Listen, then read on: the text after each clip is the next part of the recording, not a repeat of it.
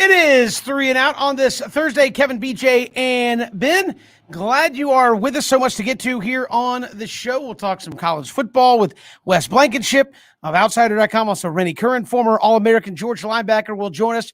We'll talk to him about his time at Georgia, what it would have been like if there was a 12-team playoff when he played, and certainly name, image, likeness, which is coming into effect in the state of Georgia in just a handful of days. So he'll join us coming up in just a little bit. But, guys, obviously, the state of Georgia rode the roller coaster of emotions last night. Almost simultaneously, the Braves were winning and then blew it. The Hawks were losing and then came back. So the roller coaster of emotions happening at the same time last night around the state of Atlanta. But start there with the Hawks. Up 3-2. One of the largest comebacks we've seen in the last 25 years in the NBA. And once again, you made Philly just disastrous when it mattered in crunch time. I think only two 76ers even scored a basket in the second half. That is unbelievable. And a 15-2 run to finish the ball game. This team closed with a fury, so much so that if you're the 76ers, you've now done this twice in the last two ball games. Are they now done? I think it's going to be tough to finish it out, but you're in an incredible position to advance to the Eastern Conference Finals. Last night was extraordinary. I mean, almost historically unprecedented. The notes here that Christian has, I mean, people have probably seen this. 22-point halftime deficit, third largest halftime rally in NBA postseason history. This is amazing. Philadelphia was 165-0. The past 25 seasons when leading by at least 25 points. That's regular season or playoffs. Nope. At one point, the 76ers had a win probability of 99.7%. And like you said, the finish, it's almost make-believe. You go on a 15-0 run late in the game. I think the 76ers got a bucket like right as time expired that was essentially kind of meaningless. But you hold Philadelphia to 19 points, Ben, in the fourth quarter. You score 40. I mean, absolutely unbelievable. It's amazing. It is truly amazing what the Atlanta Hawks are doing, and they are a team that is turning heads around the country. Trae Young, as we mentioned, he's a superstar now. This is a Hawks team that people are learning about and learning about in a big way. And I do want to point this out because so much happened last night. So much has happened in this series. So much has happened in the playoffs that we can overlook little things like this. Trae Young, 17 of 19 from the free throw line. Made some clutch, go-ahead, lead-extending free throws late. Was great at the line in the New York series. And I know when we think about Trae, right, Ben, we think about the dimes and the 30-foot threes and attacking the basket and the highlights. You win and lose games in basketball sometimes at the free throw line. And Trae was 17 of 19. Absolutely amazing. I don't know what more to say. That was incredible. And yes, Atlanta is one win away from the Eastern Conference Finals. Yesterday, BJ, you texted me, was like the Atlanta, you was like, right now the Hawks are getting blasted, man. I was like, well, what, I think I might have said, is it the first half, second half?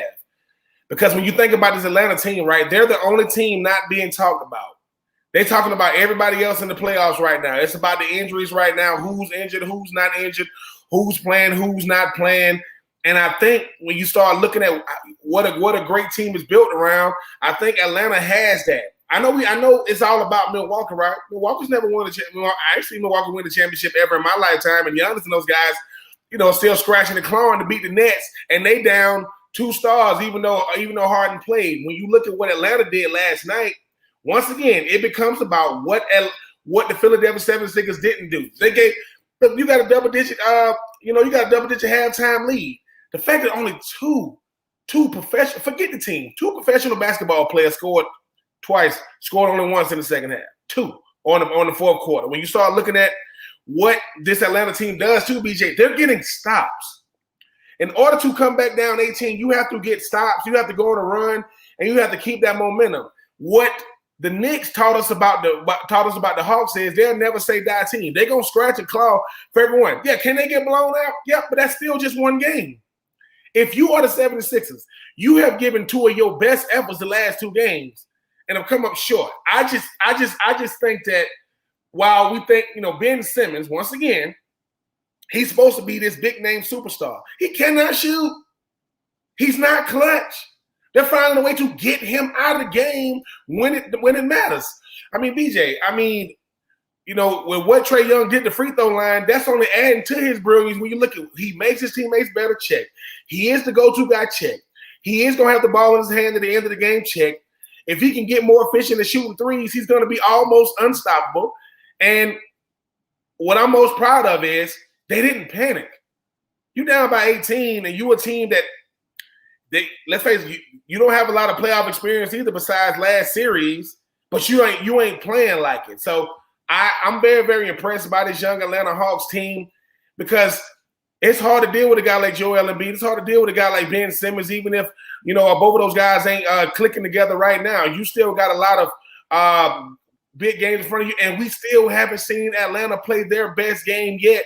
Because to me, if Atlanta's up by 18 going to the half, I think it's a totally different game. But if you can come back, I think they said that up by 25, I think the 76 was 165 or something crazy. These stats are ridiculous. Well, I'm happy that Atlanta is on the winning end of the biggest, you know, comeback, because usually, Kevin, when you're talking about pro sports in Georgia, Denver, Atlanta, they usually on the other end of it. Like you saw what the Braves did. They lost by 27. I don't even want to get. I've been trying to keep it positive because the Braves, obviously, we're gonna get to them. But shout out to Coach McMillan. Shout out to them young Hawks team. Shout out to Trae Young and those guys, because BJ and Kevin, think about it. You got one big name superstar and a bunch of role players. They keep on winning the way they winning. The East could be in trouble because, like I said, I mean, they gel well as a team. And if you can come back in double digit at halftime with one playoff series under your belt, that's got to mean something.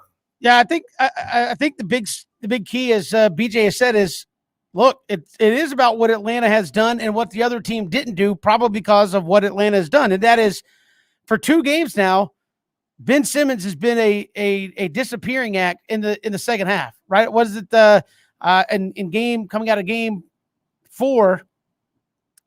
He had took 1 shot in the second half, didn't score last night in the second half. That's tough if you're, as Ben said, an alleged star player on your team, to be a complete non-factor in the ball game and put it all on, you know, Joel Embiid to carry you. Now, again, there are stars that can carry you, but again, I even think you look at some of those LeBron James teams, BJ, and say, look, man, LeBron, you're going to score, but nobody else in the second half, save one other guy, is going to make a basket. Go get him.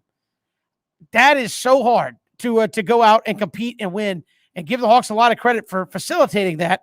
But that's 2 nights in a row we've seen kind of everybody not named Joel Embiid completely disappear from the show in the second half, and the Hawks have just jumped on it and taken advantage of it in a big way. And again, anybody that says hey, I'm a believer, but what's their little hashtag? Believe Atlanta? Is that Believe ATL or something? It wasn't nobody believing about 6 weeks ago. I'll tell you that. I mean, I'm just saying, anybody that says they were is lying to you. I'm saying that's what kind of a remarkable turnaround we've had here. No. Talk about it. I mean, ain't nobody sporting no ATL jerseys around the office or what may have you. I know that. Look, we root for you know, pro sports teams, you know, in the state of Georgia. Yes, but we ain't got no flags on our cars. We ain't arguing with people in restaurants about it. We ain't causing traffic jams. We are doing what you're supposed to do. Man, I think they're going to do all right. They balling. Now you're all on social media talking trash. Like, what's up, Trey? We are liars. We are not telling the truth. And we thought that I'm just saying that nobody saw this coming at all. No. We thought that it was over last series. They win a game, and we good. Then when they make it to the second round, you know what they were saying? Oh, Philly going to put them out. Because we don't believe in them piece up 8-10. Shout out to Ben, I still go back to defense, though. I mean, like Kevin mentioned, what you've been able to do for the most part. I know in a couple of the losses you weren't great defensively down the stretch, but you've seen performances where you've held the 76ers to 16 points, 18 points, 19 points in the fourth quarter. That is remarkable. And those aren't the kind of things you're going to see on highlight shows, is, you know, defensive stops and boxing out and getting rebounds and, you know, limiting second chance opportunities. But yes, 40 points in a quarter, that's getting it done. I mean, you can do the math. That's remarkable. But when you're holding the 76ers to 19 points at home, no less, you know, in their place, that's incredible. And remember, it wasn't that long ago. I mean, to Kevin's point, where we were talking about defense with the Atlanta Hawks, and we were like, they can't stop anybody. They can't put together 3-4 minutes of consistent defensive play. Now they have had quarters where they have been historically elite defensively, where they have been dominant defensively. And that is a testament to the guys buying in. That is a testament to Coach McMillan. That is a testament to the guys just upping their game to the stage they're on, the playoffs, and it is incredible to watch. That is the only reason why any player of any sport, no matter it's pro, amateur, is going to buy into what a coach is preaching when it actually works. It's one thing to preach defense. It's another thing to watch it actually go out there and, you be effective and it works for you. Now, once again, Nate McMillan is saying you don't got to be defensive juggernauts. You don't got to be Virginia basketball. That's not what he's saying. But put pressure on Ben Simmons down the stretch. And it's easy to score when it doesn't matter. Can he score when it matters? Nope. So we'll see what happens moving forward to Game 6. But I'd rather be up 3-2 than being down 3-2. Yeah, Hawks up 3-2. We go to the phones. Let's go to Ray. Ray, welcome to 3 and Out. Hey, guys. Y'all are making some really good points, especially about believing in the team and, in typical Georgia teams and stuff like that. But I think what a lot of folks, I'm not going to come on here like a fan and be like, oh, I always believed in them. No, I thought Philadelphia was going to put them out. They're the number 1 seed. Of course they're going to put them out, right? But what's really happening here is not just how far can they go this season. Can they make it to the finals? Can they play for a title? These guys are making believers out of other people in the league. Think about how young this team is. John Collins is due for either an extension or, let him walk or get traded, signed and traded or whatever. Trae Young hasn't got one yet. Kevin Huerter, not due up for one yet. Okay? So when you're looking at this team and you're going, I hate where I play, or I really want a shot in the next 2 to 3 years at competing and contending, looking at what this young team is doing. I mean, Clint Capella's not going to be there forever. We got him, 3 years left on the contract? So right after this,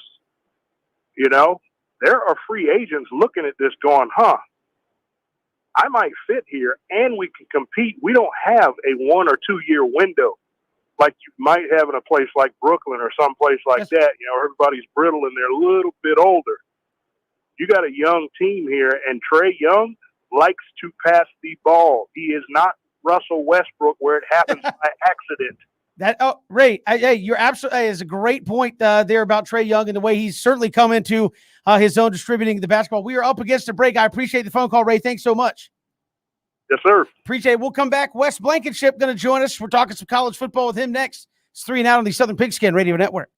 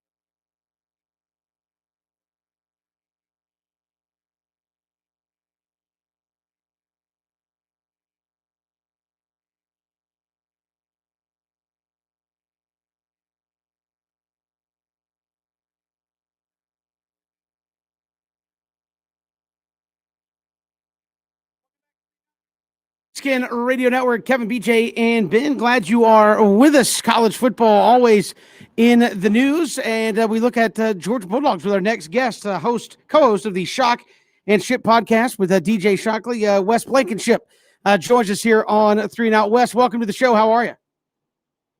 Doing great, fellas. How's everything going down your way? Hey, we are doing fantastic here as well, man. Appreciate you coming on. Obviously, we are about a month and a half away from Georgia getting back at it with fall practice. Where do you see this team? We've heard a lot of preseason talk about this team. It's championship or bust out of this bunch. Are you on that train yet when you're talking about the Dogs?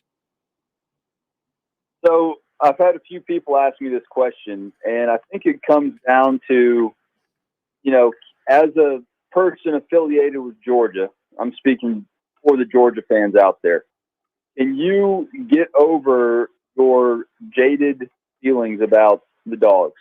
If objectively you can do that, then I think it is championship or bust. But the tough part is when you've seen the Georgia seasons that so many Georgia fans have seen, you've seen the unexplainable loss to South Carolina a couple years ago. The SEC Shorts put out a video a couple days ago that perfectly sums it up.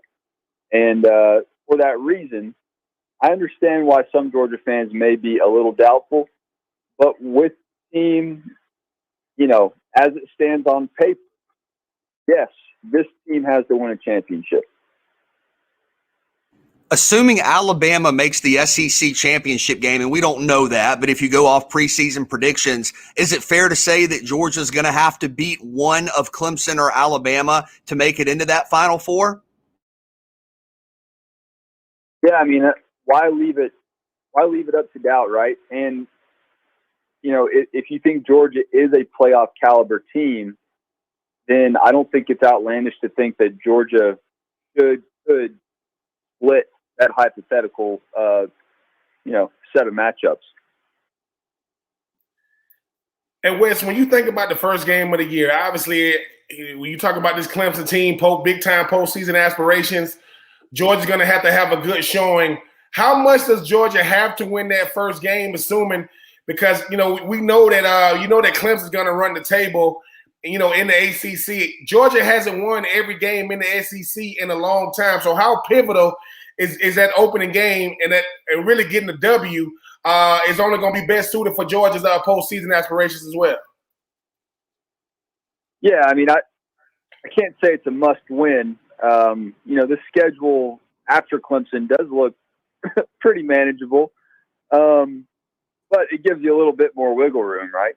If you lose to Clemson to start, then, each week starting to feel about as tough as Lincoln Riley's brisket. Very true, Wes. Wes, when you look at JT Daniels as the quarterback here, where are you with him? We got a 4-game sample size of him last season. Where do you think he's going to be 2021 based on what we saw in a limited amount of time there with Georgia? So my expectations for JT Daniels have slightly more to do with what I've heard from people that have spoken with him than it does with the games he had at the end of last season. Look, JT looked phenomenal.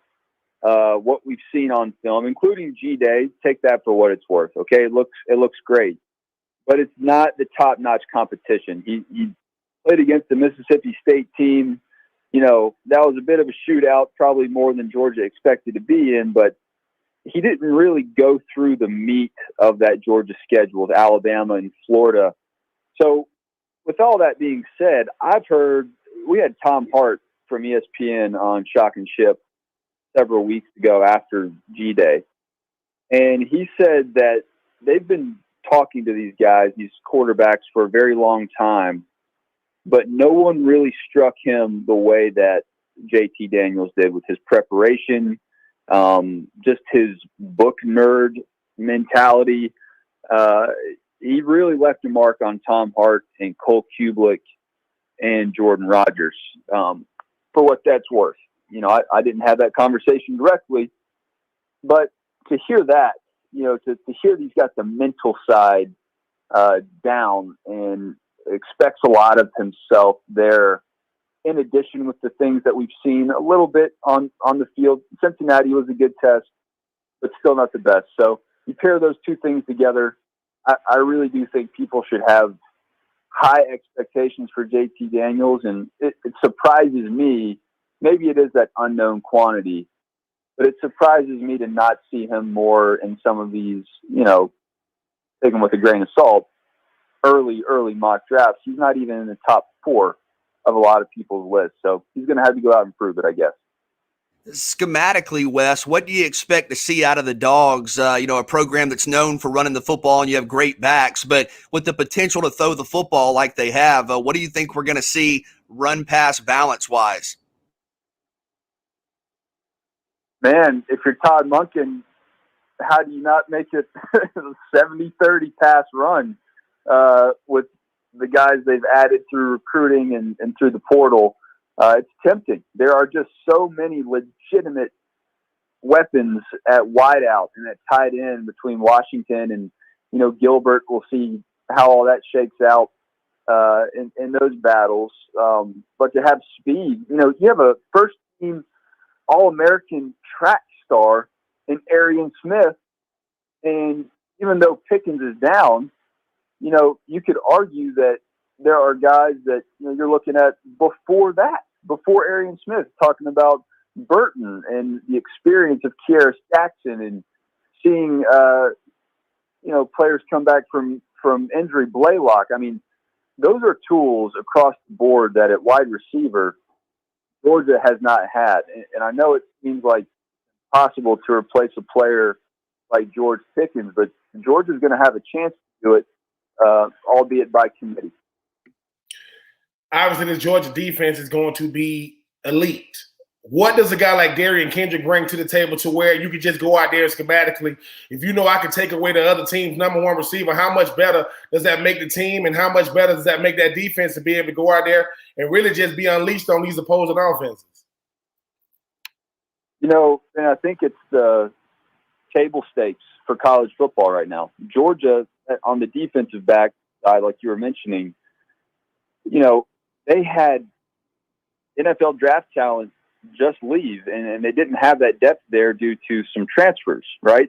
But what do you have to do in today's day and age of college football? You have to work the transfer portal and be opportunistic and really hope to get the best value you can from your positions of need. And Georgia's shown the ability to be an attractive destination to get that done. And with Kendrick joining the team, I'm not entirely sure, what he'll do against some of the top competition. There are some metrics out there that show that against the best teams he lined up against, his stats dropped off a little bit. His coverage dropped off a little bit. So that, would love to see that against Clemson, against his old team. What a great storyline that is. But yeah, Georgia's done it a bit of an untraditional kind of patchwork way, but they've sewn up that secondary. You've got Nakobe Dean, a middle linebacker, and Jordan Davis anchoring that defensive line. That's 3 levels of a pretty good production and great athletic ability. So this specific team hasn't put it together yet on the field. You want to see how a transfer player can join a new team and fold in right away. So that's yet to be seen, but I think Georgia's got to feel a lot better today about it than they did going in to the winter and spring. Wes Blankenship joining us here, co-host of the Shock and Ship podcast, also creator of the Coffee Town social media series that we're getting ready for high school football. Wes, obviously coming up with workouts starting in July and toward the season, but give us a preview of Coffee Town, man. What's Coffee Town looking like here 2021? Well, Chodes brothers ungraduated, and you got a new quarterback, Reptile Henderson, trying to, carry on the legacy of quarterback before him. Ashley Hope, who went down with a tragic injury just a horrific gash through his Gravedigger tattoo against Root Creek. So some unknowns, but I think there's every reason to feel good about the Coffeetown team coming forward. We'll look forward to seeing how it all plays out come into summer workouts. Wes, always a pleasure. We'll talk soon. Thanks so much. Thanks, guys. Appreciate it. Wes Blankenship, our guest here on 3 and Out. We'll come back. Rennie Curran, former Georgia Bulldog, All-American linebacker, Georgia Florida Hall of Famer, will join us. We'll talk name, image, likeness with him. And would that 2007 Georgia team won in a 12-game playoff? We'll ask him that when we come back. It's 3 and Out on the Southern Pigskin Radio Network.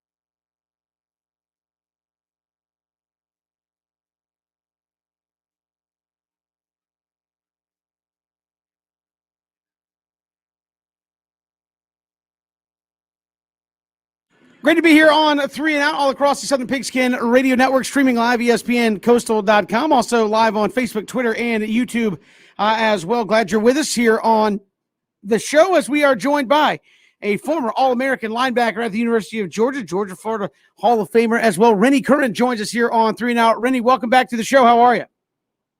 Doing great, man. Glad to be on. Hey, appreciate you coming on. So much has happened in the world of college football in the last couple of months. Want to get your kind of thoughts on it as well. Certainly in the coming weeks in the state of Georgia, name, image, likeness going to come into effect here in the state of Georgia.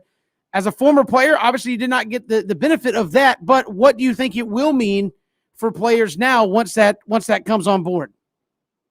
Yeah, I mean, from my perspective, I believe that for the players who are smart, the ones who are thinking about their future and just thinking about, even who they are off the field, this presents a whole new opportunity for them to not only monetize the hard work that they do on the field, but also it gives them the opportunity to learn. I think that's what a lot of people are missing out with this name, image, and likeness is the opportunity to just learn how to build your brand, learn how to network with local business leaders, even learning how to just present yourself, how to articulate yourself. For me, as now an entrepreneur, this is something that I wish that I could have done while at University of Georgia, while I was in a protected environment, where it wouldn't be as costly later on. You see a lot of athletes. We all know the athletes that go broke after they go pro, and I think if they had the opportunity to learn the business world and build their brand while they're in college, like I said, in a protected environment, they'd have a lot more success long term. And then even you look at the non-revenue generating sports, this is going to present some opportunities as well. HBCUs who don't have as much funds when it comes to recruiting and different, just opportunities, whether it's with the school or for the athletes, they're going to be able to level the playing ground depending on the market that they're in, the city that they're in. So it presents a lot of new ways just to be innovative, whether you're an athlete or whether you're an athletic program. Rennie, how important do you think social media is going to be in all of this with name, image, likeness? Oh, it's going to be extremely important. Like now more than ever, for you as an athlete, you'll have the opportunity to not just post a picture, but you'll also be able to post, a call to action, whether that's, hey, I offer coaching services. Hey, I can, promote your business and align myself with your brand. Like now you can actually, use social media the way that I believe that it's partly intended to be used, as a way to build your brand, build your business, create opportunities for the future and not just, like most athletes do, just post a picture of themselves in a helmet or making a play on the field, which really doesn't do anything for you 10 years, 20 years later after the fact. And Rennie, how much does something like this separate the player from the game in the sense that, we've always been attached to the game. It's been our end all be all. We didn't have a bunch of eggs in one basket. We had one egg in a basket, and if that didn't go the way we wanted to, our lives could have went a total different way. How much does this show these young men and young women that while these games are a part of their lives, it's not all of them? Yeah, you just said it, man. The way I looked at the game and the way I believe it should be looked at is, you want to have that plan A, and then we always talk about having plan B. But to me, it's about leveraging plan A to create plan B, plan C, plan D. And I think, now more than ever with the name, image, and likeness rule, they're going to be able to do that, and it's going to become more normalized. So it won't be an anomaly to see a Malcolm Mitchell or somebody like myself who's an athlete, but is also an author, is also doing other things off the field. It's going to become something that's the way to be, or else you're left out. So I think we'll see golf athletes, we'll see tennis athletes, we'll see swimmers who are just doing so much more and really showcasing who they are outside of the field, and being able to align brands that are also aligned with like their values and their passions and their interests. And like I said, I'm big on education, man. I think like as an athlete, especially while you're in college, just having the opportunity to learn, and to network and just to meet other business leaders, to learn business ideas and really get as much you can out of that education, man. Like that's going to be huge. And so I look at it from that aspect and not just from the standpoint of a player who's going to get that big sponsorship deal or, get that big endorsement. There's only going to be a few of those, the quarterback and maybe one other player, but the majority of athletes, if they're smart, they'll be able to leverage it in other ways that really, really set them up for the future. Rennie Curran joining us here, former All-American Georgia linebacker. Also in the news, Rennie, you've got college football set to go to a 12-team playoff as early as 2023. I know a lot of people look back and say, what if? Obviously, you were part of a great 2017 there at Georgia. Does that team win a 12-team playoff, you think, if they had one then? Oh, without a doubt. We all know the answer to that.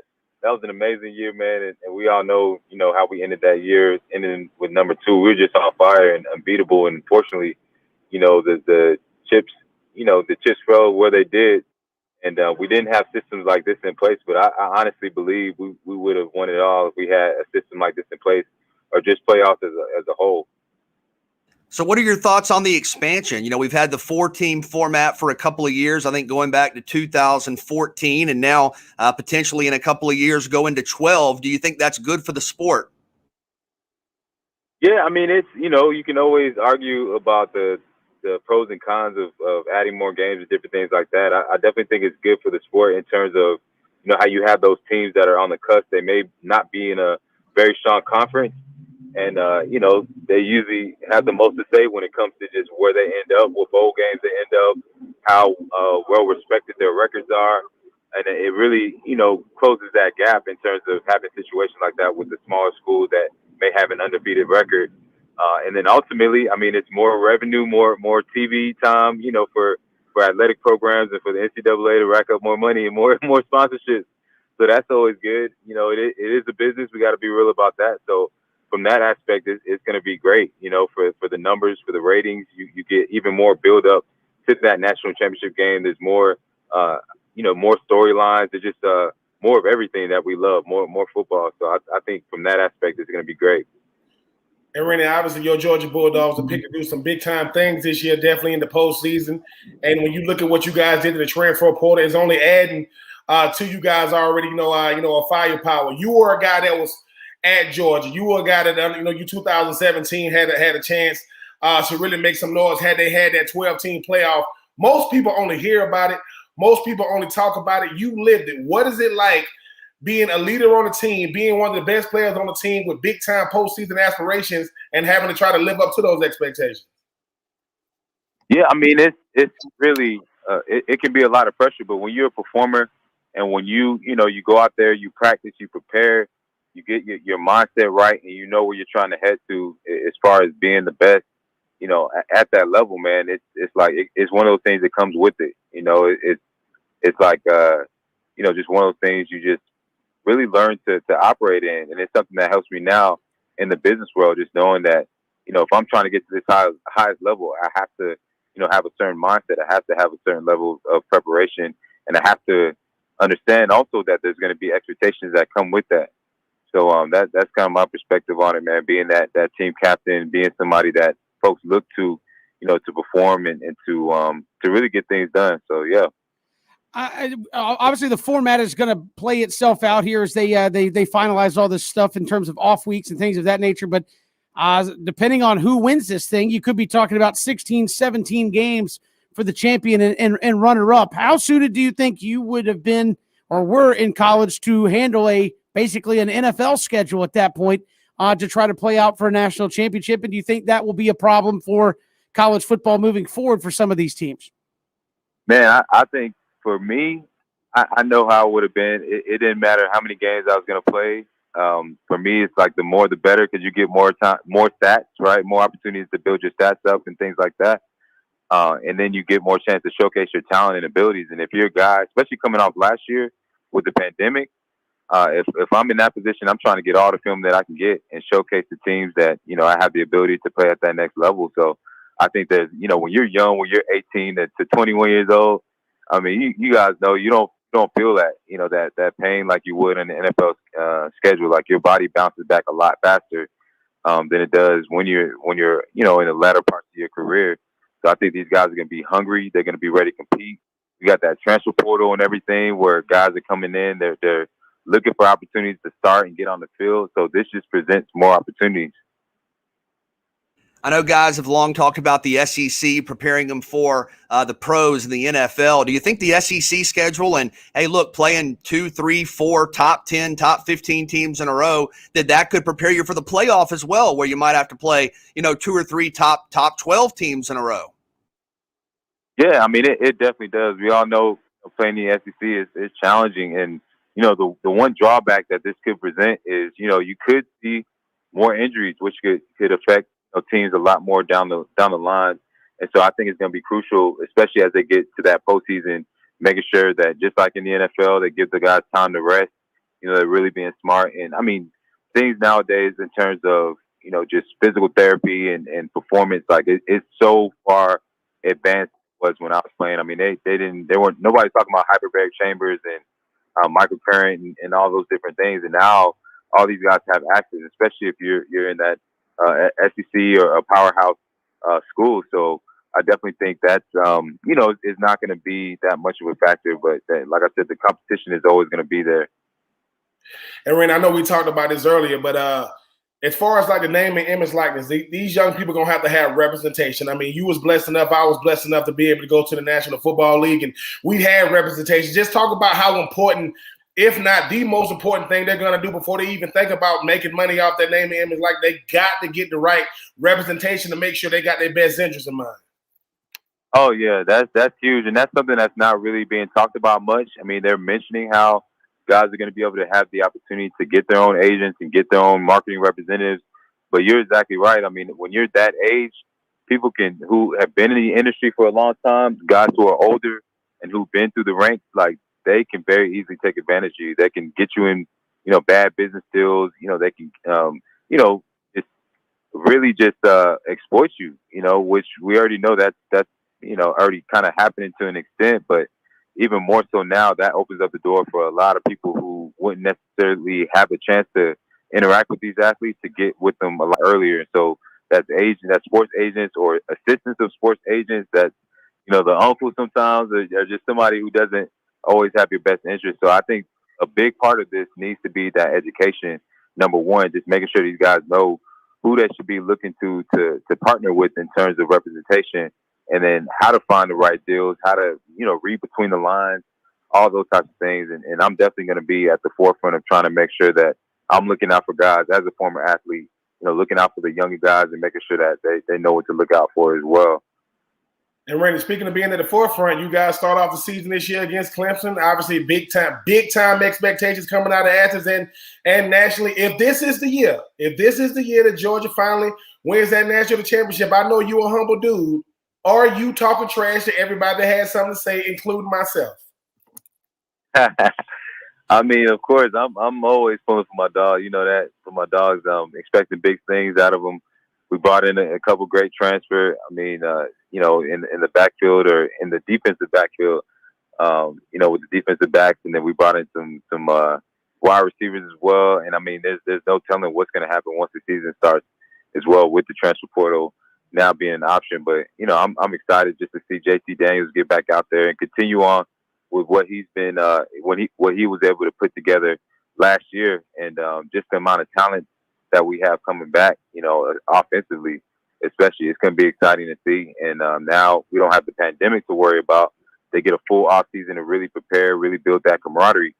So it's going to make a huge difference. That after that first year, that you play in a system, man, whether you're on offense or defense, that second year is really where it's at, man. And then, you look at even the coaching situation. We're not bringing in any new offense coordinators. They'll have that knowledge to build off of instead of learning that knowledge for the first time and their systems for the first time. So that's even going to give us an advantage. So, yeah, I'm excited to see what the Bulldogs do. Rennie Curran, former Georgia All-American linebacker, our guest here on 3 and Out. Rennie, thanks so much. Thank you so much for having me. Go Dogs. Appreciate it. Rennie Curran joining us here on 3 and Out. More to come all across the Southern Pigskin Radio Network.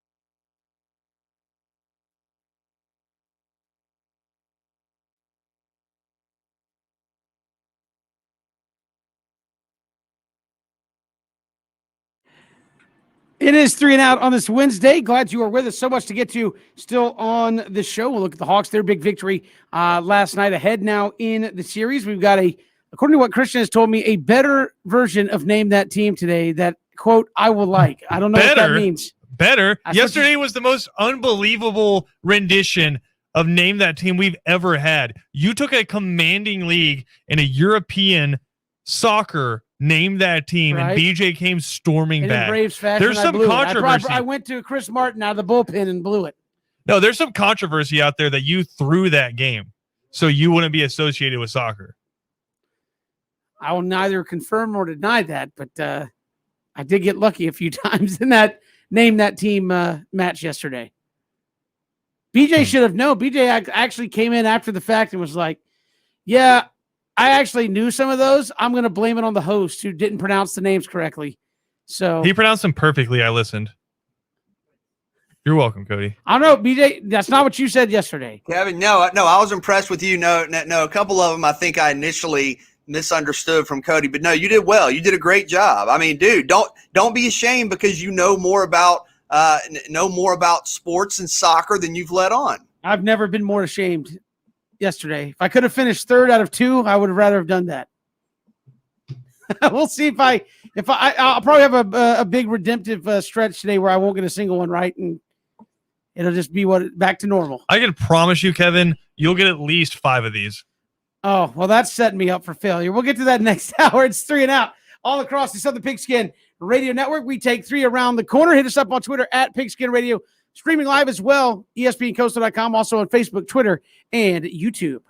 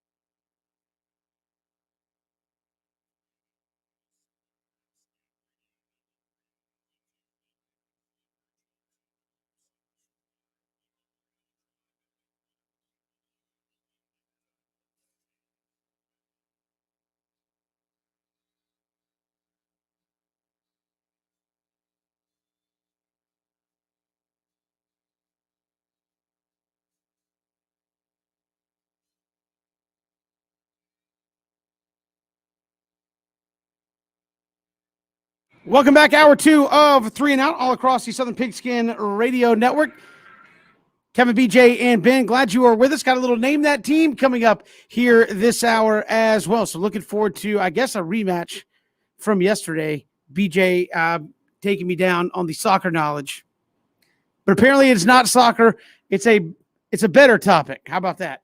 Is that not putting down soccer in any way, shape, or form? Is it soccer? It's not soccer. Okay, I told you that, Kevin. That doesn't mean it's better.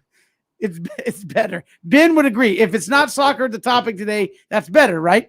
Yes, it would be. I mean, because that's going to give BJ a competitive advantage. He over there acting like he wanted to be anything but soccer. So, yes, we don't need soccer today. I'm sorry. I don't know who the midfielder is from Barcelona. I'm sorry. I know Messi and Ronaldo. Man. You see what happened with Sergio Ramos, Kevin? That's tough. Sergio Ramos, man, that is crazy what happened to him, man. That's crazy. You see what happened, Kevin? I don't know, but it sounds like it was awful. It really was. It was tough. It's a tough look. I'm sure it is. If you say it is, I'm sure it is. Like feuding with the president of the club, just an awkward hug on his send-off. It was rough. Can't do that. Well, that being said, I don't even know how to get out of that. We'll take 3 here on 3 and Out. All right, take 1. Not a soccer question, but about the Madden curse. Last 4 years have proven that the Madden curse is a myth. Which curse in sports, though, is real? All right, this is just this season, but we've talked about it a time or two, unfortunately, and that's the Braves getting above 500. Like that, there has to be a curse going on here this year because this is a good team, right? This is a team that has won the division a couple of years in a row, high expectations. They have not yet been over 500 once all season, and it's been amazing what's happened when they've gotten close. Earlier in the year, they got to 12-12. What happened? They lost 4 games in a row. Okay, they got to 17-17. What happened? They lost 3 games in a row.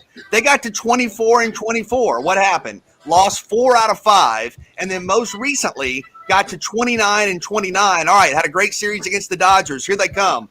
They lost 6 of 7. So this team just cannot get above 500. I don't know what it is. A couple of times they've gotten to 500. Anytime they've gotten to 500, they've gone on a losing streak. Can't explain it. Doesn't make any sense. So the Atlanta Braves just can't get to a winning record so far this season. No. The Braves, come on, man. It's the freaking Falcons. Because at the end of the day, they've been to Super Bowls. They was right there. All you had to do is audible out. You had to audible out. What am I saying? Who cares? It's pro sports. It's Michigan. Let me tell you something. I got a bunch of friends. Now, hold on. Hold on. What are y'all putting y'all hands up for? What is that about? Are those teams cursed or are they just bad? No, they're cursed. I'm gonna tell you why. You go out there, you get one of the best coaches in the NFL to bring it to your football program to try to make things work, and things have actually gotten worse since Harbaugh has gotten there. He got a contract extension. I mean, they act as if Michigan is gonna beat Ohio State. They're not gonna beat them. Most coaches get fired when they don't get it done. They don't get a contract extension. They don't got to do things like getting a tree house with a recruit so you can get them to come. They get Tom Brady to come there. So that's not gonna. And to me, it is Michigan because Michigan is the Dallas Cowboys of college football. Big brand, not as much to talk about as far as like championship, but you would think they win it every year. For me, it's the Michigan Wolverines. Wow. No, I'm more the Gary Gaines, ain't no curses. But I mean, we have seen a lot of the supposed ones broken in the last decade or so. The Cubs, the Red Sox. I think got some bad news for you about the Red Sox, Kevin. That was way more than a decade ago. Has it already been over a decade? It's been like 15 years. They broke it twice. I mean, so, it is what it is. But I mean, the point being, some of the age-old curses have gone by the wayside. So ain't no curses. Oh, it's some curses. The Braves just have bad. Ain't no curses. All right, that being said, Tom Brady and Pat Mahomes, this is take 2, by the way, will be on this year's Madden cover. What is the most iconic Madden cover to date? 1988, the original Madden cover. You got John Madden busting through the wall, holding like the clipboard and the football. That's back when the graphics, if we're being honest, I mean, it was not It was limited. It was limited. But come on, man, you got John Madden, the legend, starting the video game series. Again, just running through a wall, introducing video games into your living room. Madden would go on to become an iconic franchise, of course, but you got to go back to when he was on the cover, the first one in '88. I know you had that, Kevin. I know you played that. Listen, I'm gonna be a little biased with mine. I mean, I love 2010 when they had Larry Fitzgerald and Troy Polamalu on. I thought that was pretty smooth. But I'm gonna go 2008 when they had B.Y. the Legend, because I got to go to that Madden release party. And when I tell y'all, people, it was beautiful. It was a beautiful thing to watch. A bunch of dudes from the country up in there trying to articulate our words. It was bad. It was really, really bad. And then Vince Young had to make a speech. I wish going viral was back then, because I don't know what he said when he came in there. The first thing he said was that out, and that's it. Outside of that, I can't remember the rest of the speech. But 2008, B.Y. the Legend got the cover of Madden. Your boy got to be at the Madden release, and it was beautiful in the Nasty Nash. Yeah, I think John Madden was actually. I'm looking at the historical covers now. He's actually on the cover all the way up until 2000. It was just Madden sitting there like boom. Here's get connected. Here's your I was about to say that. Boom.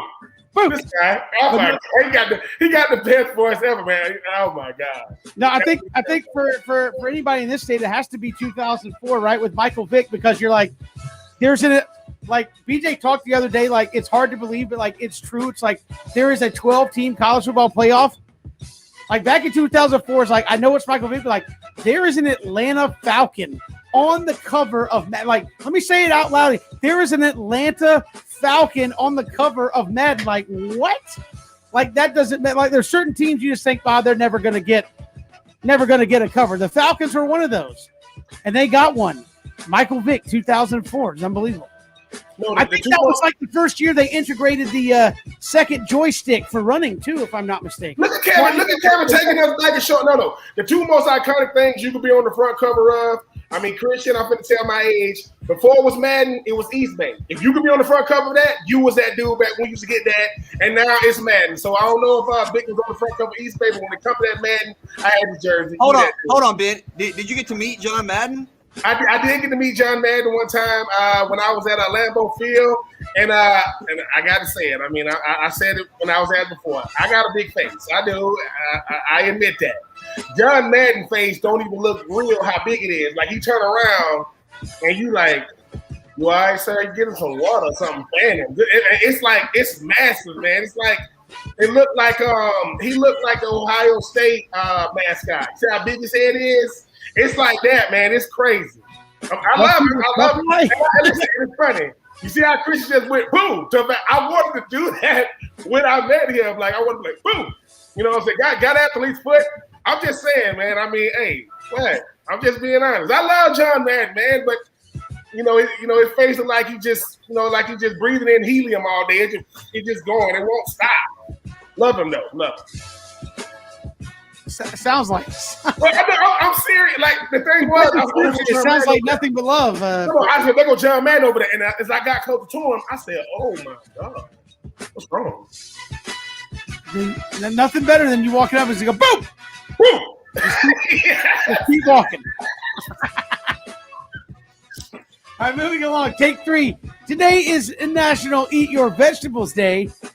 Christian wants to know. I think this is designed for one person's mind. When was the last time you ate a vegetable?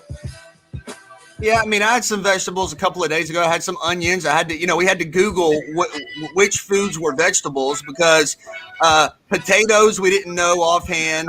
Onions we had to confirm. No, hold on. Categories. Okay, but what about tomatoes? Are they a vegetable, a fruit, or both? No, I think they're both. The fruit. It's classified as both. Legally, it's a vegetable. Well, for the point of this exercise, we're saying it's not. All right, well, I had some tomatoes yesterday, so I guess then because potatoes is not a vegetable. Okay, but an onion is, correct?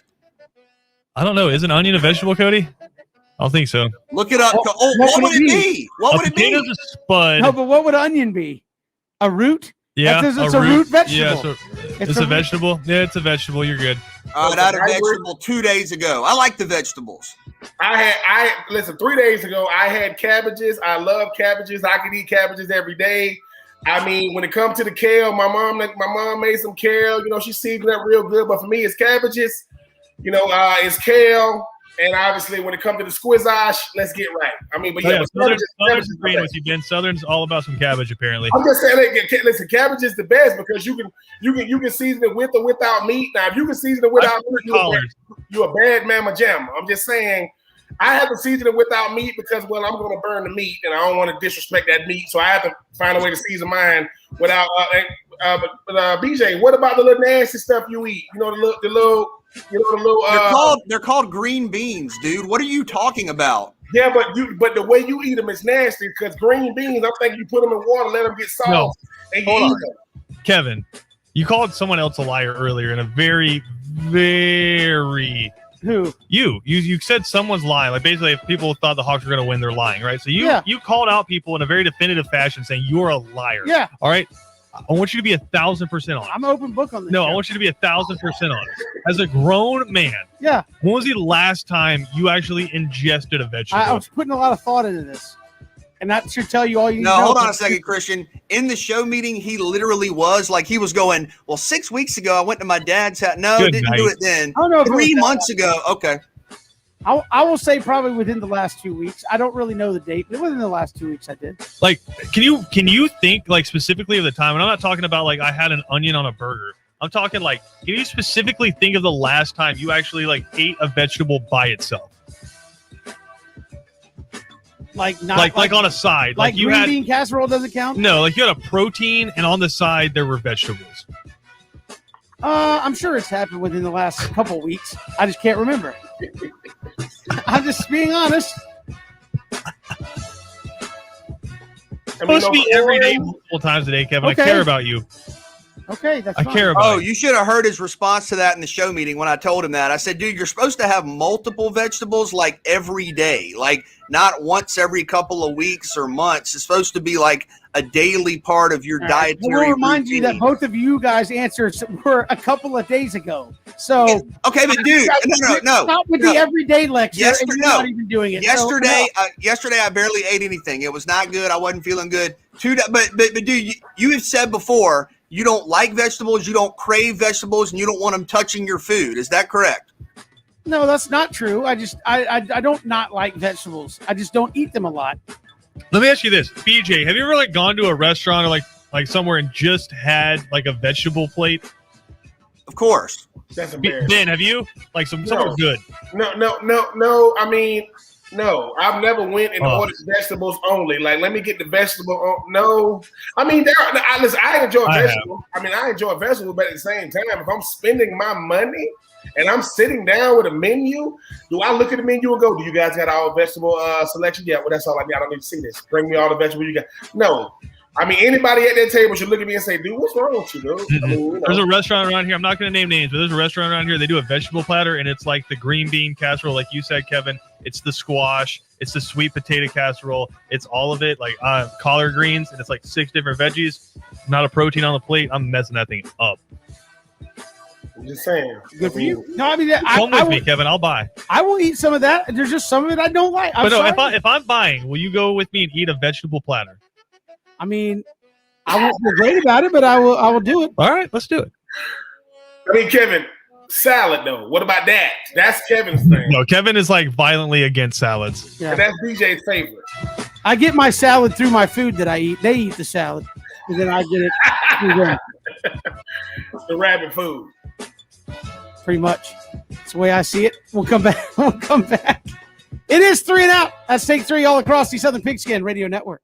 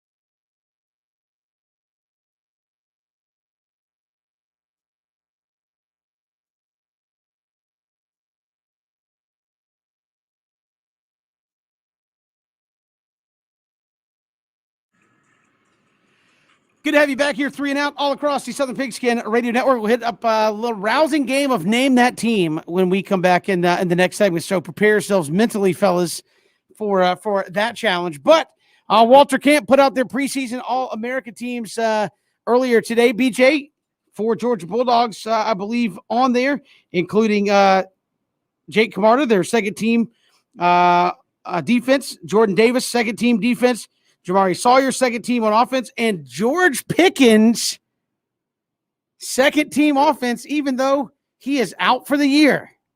Yeah, obviously a very talented player and a guy that might be a first-round pick. I don't necessarily think we're going to see him unless something changes this season with George Pickens. But, yeah, I mean, you think about some of those guys for the Dogs. Jake Camarda, a really good player. I mean, George has had great special teams over the years, and Camarda, another example of that. But you got to have playmakers at the line of scrimmage. Sawyer, big-time, versatile offensive lineman. Jordan Davis, I mean, that's an anchor, in every sense at the line of scrimmage. But you talk about expectations.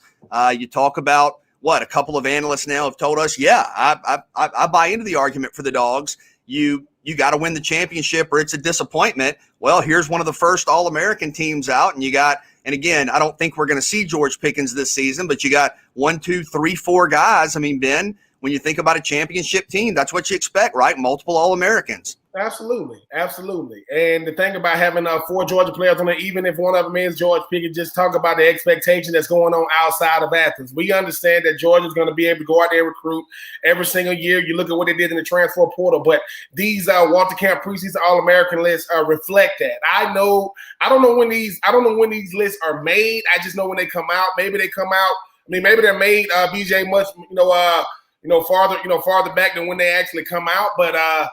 Georgia got big expectations as far as like the postseason. And it's one thing when you're saying it, when you're a Georgia enthusiast or you're a Georgia beat writer or you have to cover the Dogs or you root for them. It's another thing when this is the national narrative and you got 4, guys on the, Walter Camp All-America, preseason list. So we'll see what happens. But BJ, I know a guy you talked about that you thought was going to be the Walter Camp preseason first team guy. You thought it was going to be Spencer Rattler, ended up being a guy in Sam Howell. I think people forget. We go back 2 years ago. He had a true freshman season like nobody else. 35 touchdowns. So this when people ask what do players look at, it ain't who get the news clippings. It ain't who's on the front cover of Athlon or what may have you. Am I a preseason All-American? Because that shows that I'm on the national radar. Oh, absolutely. Yeah. And Sam Howell, well-deserving. I mean, you're talking about a guy that, last season had 30 touchdown passes. You go back to his freshman year. You mentioned Ben, true freshman year at North Carolina. He had 38 touchdown passes. And one thing that I really liked about Sam Howell a year ago is we've talked about this before, but the yards per attempt metric, which is kind of a stat you didn't see maybe 10 years ago, but you see it a lot now. It's a good metric of it's not perfect, of course, but it's a good metric of are you pushing the ball downfield? And normally if you're at 9.5, certainly 10, that is absolutely elite. That is considered, once every couple of years, maybe good. And Sam Howell, as a true freshman, was at 8.6 yards per attempt. Last year, he saw that number go up to 10.3, so was up over 10 yards per pass attempt last year. Yeah, the second team quarterback in the Walter Camp All-American preseason list was Spencer Rattler, of course, at Oklahoma, redshirt freshman last year.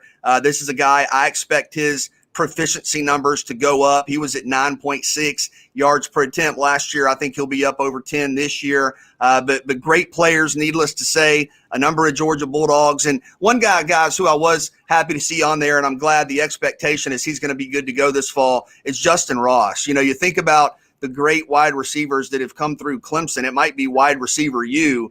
And Justin Ross had a really unfortunate health situation where, at least for a while, we really didn't know what was going on there. But you go back to Justin Ross as a freshman in 2018, he had 1,000 yards. And 1,000 yards as a freshman is pretty remarkable. And keep in mind, that was on a team that had T. Higgins, that had Amari Rogers, that had Hunter Renfrow, that had a number of different – you actually had Darion Kendrick playing receiver that year, Travis Etienne catching some passes, and, Mylan Richard. And you're talking about 1,000 yards. And what was amazing – I know, Kevin, you were talking about Tim Brown yesterday and just that rare air you get to when you're 18, 19, 20 yards per catch. I mean, historically, that's pretty unprecedented.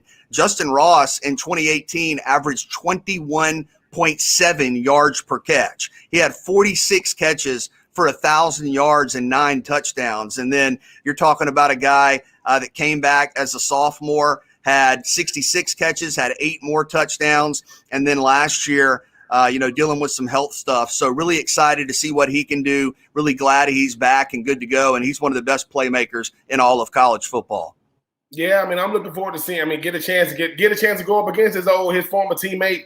That literally shared the same wide receiver room. They're gonna be on the other side of him come first game of the year. But once again, one thing you notice about these, about this Walter Camp preseason All-American list.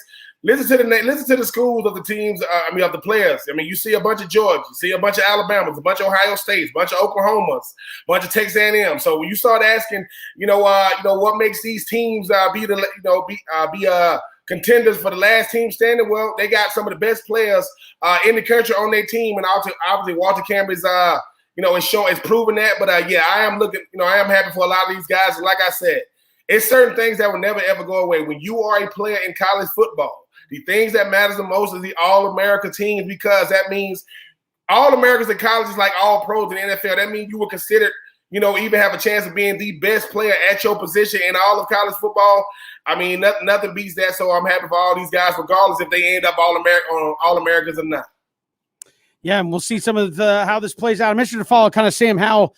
Now that we've seen somebody come out and put him first team, what happens if North Carolina doesn't stay up at the top, maybe 7 or 8 this season? If they fall back to 15 through 20, does some of that wane off, even though he's probably still going to have a statistical tremendous year there at North Carolina? We'll come back, gear up for a little Name That Team when we return. It's 3 and Out on the Southern Pigskin Radio Network.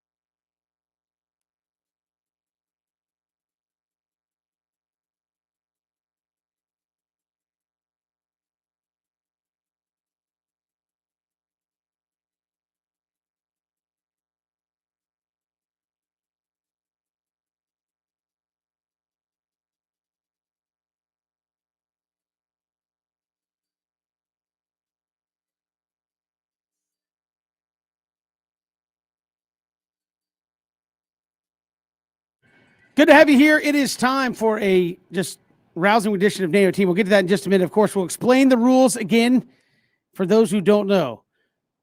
We will name a player. We will have to name the team. They will name a player. I say Southern is going to fill in and host Name That Team for us. She will say the name of a player. We will thus have to call out the name of the team. Say your name first, as we are doing this in a weird fashion. So, example, Ben, if you want to answer, say Ben and then have at it. So, without further ado, I mean, I don't even know what to expect. This is no, because I'm terrible at this game. Outside of random soccer names, apparently, I'm terrible. So, without further ado, it's time for Name That Team. All right, guys. It's time to play Name That Team. 90s athletes. This is what we're doing. 90s All right. athletes. 90s athletes. So we're going to start with Cordell Stewart. What college? What college? Ben. BJ's first. BJ. Colorado. Hey, there we go. Got 1 point. All right, next, we got John Randall. Pro team. John Ben. No, Ben got there. Minnesota. Minnesota Vikings. There we go. They're on a roll today. All right, next up, Thurman Thomas. Ben. Pro. She said pro, right? Yep. Buffalo. There we go. Ben is on a roll. All right. Are you feeling a Anthony? dub? Oh, sorry. No. Here we go. One more. Anthony Penny Hardaway. Ben. BJ. Ben, Well, pro or college? pro. Oh, man, Orlando. Ben is feeling a dub. All right. Next up, Frank Thomas. BJ. Chicago White Sox and Auburn. Dang, guys. So you get a bonus point. All right. This next one, we're talking about at least 2 baseball teams. All right. Okay. Deion Sanders. No, it's Dion. Dion. Ben. You gotta. Oh, BJ's about to pass out right now. Ben. Ben's gonna steal it from you. Go ahead. Oh, yeah, the Braves and the Cincinnati Reds. There you go. And the Yankees. And the Yankees, yeah. And there was another one. Deion Sanders played for the Giants. I don't remember. Man, Really? must have not been. Probably he was with San Fran, probably. I don't know. All right. Wow. Next up, we got Wade Boggs. BJ. No, I got you. Boston and Tampa. Yep. Okay. Next up, we got Joe Montana. College. Ben. Wait, what? But no. You were trying to be all hyped up. No, what did she say? Hold on, what did she say? She said Joe Montana. Well, what 2 teams? He heard the question. Hold on, what 2 teams? Oh, wait, it's 2 teams, right? Joe Montana is 2 teams he played Answer for. the question, Ben. What, San Francisco and Kansas City? Oh, Kevin, Notre Dame. Oh, okay, I got it. Oh, okay. You gotta wait for the whole question there. That was my way of backdooring a correct answer, also, by the way. So. Isaac Bruce. Ben. I don't know what college you went to. I know he played for St. Louis. There you go. Herman Moore. BJ. Is it this college or pro? Pro. The Lions. If otherwise stated, it'll be a pro franchise. The Lions. That's correct. Boy, BJ and Ben are duking this thing out back and forth. All right. Next, we got Ricky Waters. Man. Oh, that would be the 49ers. Or the Seattle Seahawks when he says for who? For what? That's like your favorite quote of all time, I think. It is. It's the best.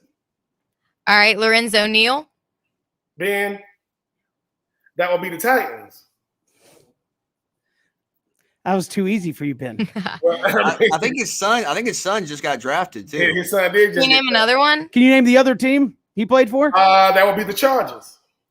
There's another. That's one. Apparently, there's another. I keep saying there's like 6 people he played for. Did he play for the Houston Oilers? No, he played for the Titans. Oh, No. okay. Wait. I know the Titans in the chart. I know he blocked for Eddie George and the great LaDainian Tomlinson. I can't tell you the third. Do you have the other ones? Southern, what were they? So in total, we got the Saints, Jets, Bucks, Titans, Bengals, Chargers, Ravens, and Raiders. He played for the whole NFL, so he played for every team. Name a bunch of teams, you're bound to get one. Exactly. Ben is up 3 right now. Wow. All right, Randy Johnson's next. Ben. BJ. Ben. Oh man, that would be the White Sox. BJ. I'm tripped up. Diamondbacks. I'm tripped. What am I doing? Seattle Mariners. I mean, go through it, Kevin. The rest of Randy Johnson's teams? Yes. The Diamondbacks, Seattle Mariners. He played for the Montreal Expos for a hot minute. Mm-hmm. The Yankees. The Yankees. Yep. There we go. The Yankees. Did we say the Giants? Now we did. Yeah, we did now. Oh, sorry. No bonus point for me. Dang. I got it taken Someone's away by the that judge. on purpose. All right, Desmond Howard. BJ. Green Bay. There we go. BJ's making it. You're only down 1, BJ. All right, what's the score? Ben 7, BJ 6, and I have 1. I'm getting the participation trophy today.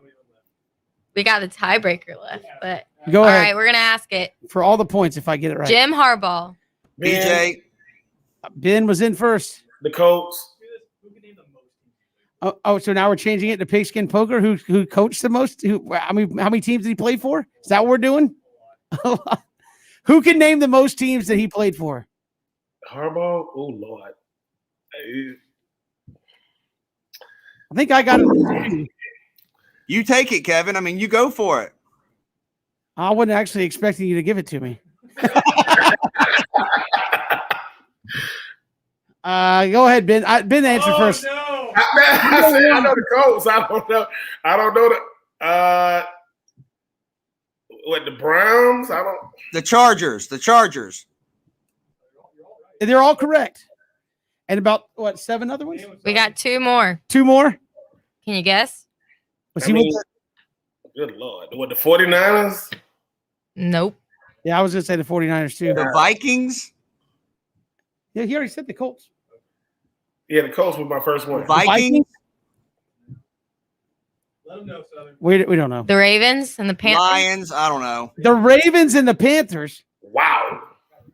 There you go. So Ben wins. Name that team. I told you I redeemed myself from soccer where I finished too high and now I finished dead last. No, we just got to make sure Southern does it every time. Apparently so.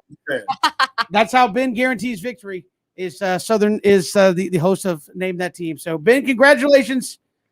Wear your trophy and wear your victory with pride and honor. Well, Kevin, I will make sure, Kevin, I will see you at the salad bar. Yeah, okay. We'll come back. It's 3 and Out on the Southern Pigskin Radio Network.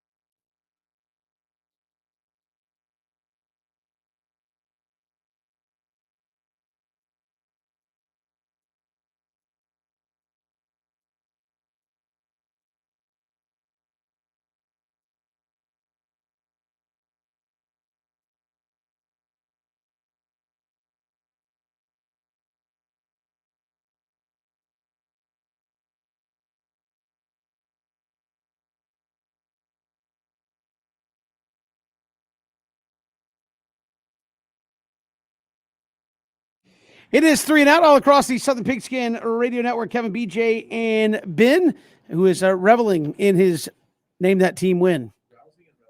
Yes. So I mean, some people got it. When I first heard the category, I was like, oh, here we go. But then, I mean, I saw it rallying them all. I mean, shout out to the homeboy Christian for making sure his boy get on the right track. You know, post-pandemic, Ben is already got one in, in the win column. That sounds an awful lot like collusion a little bit, BJ, in the game making when the winner is thanking the guy who came up with the questions. I was going to say, thanks for texting me the category before we went on the show. I'm just saying, no, possibly. I'm saying you could. I mean, maybe that's what Kevin was saying. You know, accusing people of wrongdoing is a crime, and I can't take you to court for that. I'm just saying. I mean, don't be accusing me of collusion.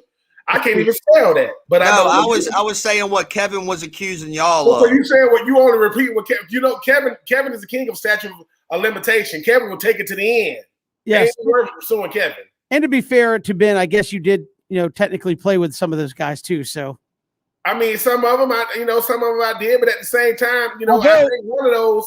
I think I said Ben before y'all said BJ, and y'all gave it to BJ anyway. But it's fine. No. But listen, I think also I gave you that credit to say this. Ben also on the show lost a head-to-head showdown with your daughter, right? On trivia on you. So you lost trivia about you to your daughter. So that's a feat that I don't think we're going to see duplicated. My trivia on me is bad, and obviously asking me who's the second backup, who's the best backup running back, the best number 2 running back in the league messed me up too. Wait. You're bad with trivia because you remember the specifics from some games really, really well. I'm saying like certain game, like your final. I'm just saying, you know what I'm saying? You remember when Florida State played Miami a couple of years ago and somebody want to talk about the ending? We can do this. I'm just saying we can do this. And all I'm saying is Bobby Bowden having dinner with the refs before games definitely shouldn't have nothing to do with the outcome either. What you got for us, Christian? No. I mean, if we want to do trivia, I got some trivia for you. You guys carry on. We're gonna pull it up. We're like on the fly gonna come up with some trivia. No. I got something that I was wanting to get to here, but this is just the perfect time to do it. Okay. Well, while he's doing that, thoughts, comments, ideas. Game. No, I got it. Okay, I'm trying to figure out how long you're going to need. I need to know what Kevin's saying in this audio clip. Are you guys ready? Yes. All right. This isn't trivia. This is not trivia at all. No, sure it is. Mentor's future. What is he trying to say? Very distinct words inside of this audio clip. I'm going to say it again. Mentor's future. It sounds like he's saying mentor's future. You're close. Mentor's future. I mean miniature's future. Did you swallow those words? Mentor's future. I mean, Kevin, do you know what you're saying right there? No. That's a heck of an editing job by It's not editing whatsoever, and I can prove that here in a second, but carry on. Mentor's future. This is in no way trivia at all. Sure it is. If you know Kevin and you can kind of work this one out. What is Kevin saying? You've known Kevin the longest. I don't know. I don't know. I thought what you said, mentor, like future. That's kind of what I was hearing. All right, let's hear it in its full context. Gardner Minter's future. I thought he was talking about AJ Minter. No, he's talking about quarterback for the Jacksonville Jaguars, Gardner Minshew. Gardner Minter's future. It happens. Did you just try to form one word out of Gardner Minshew and future, and he came up with Grimmersher future? Because he's gone. Happens a lot. On the internet, people do this all the time. Gardner Minter's future. I mean, listen. I mean, Kevin is ambidextrous. Yes. Basically amphibious. I thought he was talking about AJ Minter, who gave up a grand slam last night, by the way. Wow, way to bring this segment down, BJ. Gardner Minter's future. Get it? No, I'm just saying, like, Kevin don't got to pronounce a guy's name who's he's not even going to be on the team this year. The backup quarterback for the Jags will be Tim Tebow. Everybody knows that. So, Ben, are you telling me that Gardner Minter's future is in jeopardy? Yes, Gardner Minter's future is in jeopardy. Oh, boy, Kevin, this is never going to end now, Kevin. There's a guy named Tim Tebow. No, Yeah. here it is. Mad Lib time. Answer like finish the end of this statement. Are you ready? Finish the end of this statement. BJ will start with you. Gardner Minshew's future in Pretty uncertain at this point, given Trevor Lawrence and the fact that he was the number 1 overall pick. All right, Ben, go ahead. Gardner Minshew's future in Never began. He never had one. It's a wrap. Whenever you going across the country breaking for gas and food, you ain't gonna be no starting quarterback in no league. Get out of here with that. Kevin, finish this sentence for me. Gardner Minshew's future in. You don't want me to. You really don't want me to. I mean, BJ, you gonna let him talk about your boy like that because you was on the Gardner Minshew train? No, listen. Gardner Minshew has had See, now you got BJ doing it. It's Gardner proficient, Minshew. like I almost did it. Gardner, he's been very effective and proficient, but look, they were losing. And last season he was hurt and this and that. I mean, it is what it is. We talked about it yesterday. I was waiting for you to say this with all the talk about the Jaguars quarterback situation is unsettled. It's not so much Gardner. You got at it. And I'm not saying his full name now because of this, but it's not so much Gardner. It's because of Tebow, right? No. I mean, it's because of Gardner. I mean, I'm saying Gardner Minshew's future is in jeopardy. So we need to understand her that he's going to be goner ASAPer. Like he's going to be out of there. And BJ, he's going to be out of there. I know, BJ, listen, maybe if we go see the Jags play this year, maybe he might be there. But if he's not here, he's in a Winnebago on I-95 North. So we just got to find it. Nothing quite as uncertain as Gardner Minshew's future. Okay, anytime he gets referenced ever again on the show, this is going to happen. Kevin, I'm sorry. Ben and I had nothing to do with this. You're really not sorry that it's happening. I will say. Maybe he can end up being a backup in Cleveland. That way you can have Baker and Gardner Minshew. Oh yeah, good old Burger Murford. I really hope none of you guys. I still thought it was AJ Minter.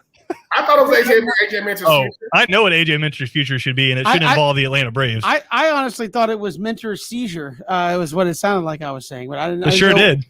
I mean, when you clip it down to just clip it down. This is a full sentence. Gardner Minshew's future. Hold on, Christian, didn't you make a dance song one time out of Kevin commentary? Yeah, we can do that tomorrow. Yeah, we have like a 3.5 minute dubstep breakdown from Kevin at a high school semifinals pregame. Yeah. Never have a mic with Cody Queen at the controls. Oh no, no telling what's going to get. Oh recorded. no, everything is recorded. Let's get right. That's what I love about this is when people on our shows come up with just the worst takes of all time, and then the next day they're like, I never said that. You guys understand that everything's recorded, correct? In like multiple different facets. Do you have Cody saying that audio. Blake Bortles is better than Cam Newton? We have that somewhere. I mean, I got too many bad takes, so you could just take yes any segment I do. I mean, it don't matter, but I mean, Gardner Minshew, that's gonna be hard to beat her. Gardner Minshew. Shout out to Kevin Earl. I'm gonna let somebody else take this out. I'm like just. When does Kevin albums come out, Christian? People have been asking me on social media. When does the Kevin album come out? Kevin is like a volatile nuclear reactor. You have to press the right buttons at the right time. If you press too many buttons, it's just gonna explode. It's a meltdown, and you have to call out the hazmat team and all that. It's just not pretty. Yeah, it's not good. No, obviously that was a moment. You probably could have gotten one of these like 7 or 8 times a week for me, with a time where you just you just eat the words, right? When you when you speak as much on the show as we do, it's bound to happen. Okay? Kevin, can you give us your Boomhauer impression? Gardner Minshew's future. I mean, we've got Gardner Minshew. The final hour is coming up. What do we got coming up? The Ferner. Game 6. I messed that one up. It's coming up with the Hawks and the 76ers. We'll get to that. Sure. Something in the final hour. Thank God we're up against it. We'll come back. Final hour of 3 and Out all across the Southern Pigskin Radio Network. Streaming on ESPNCoastal.com. Hit us up on Twitter at Pigskin Radio.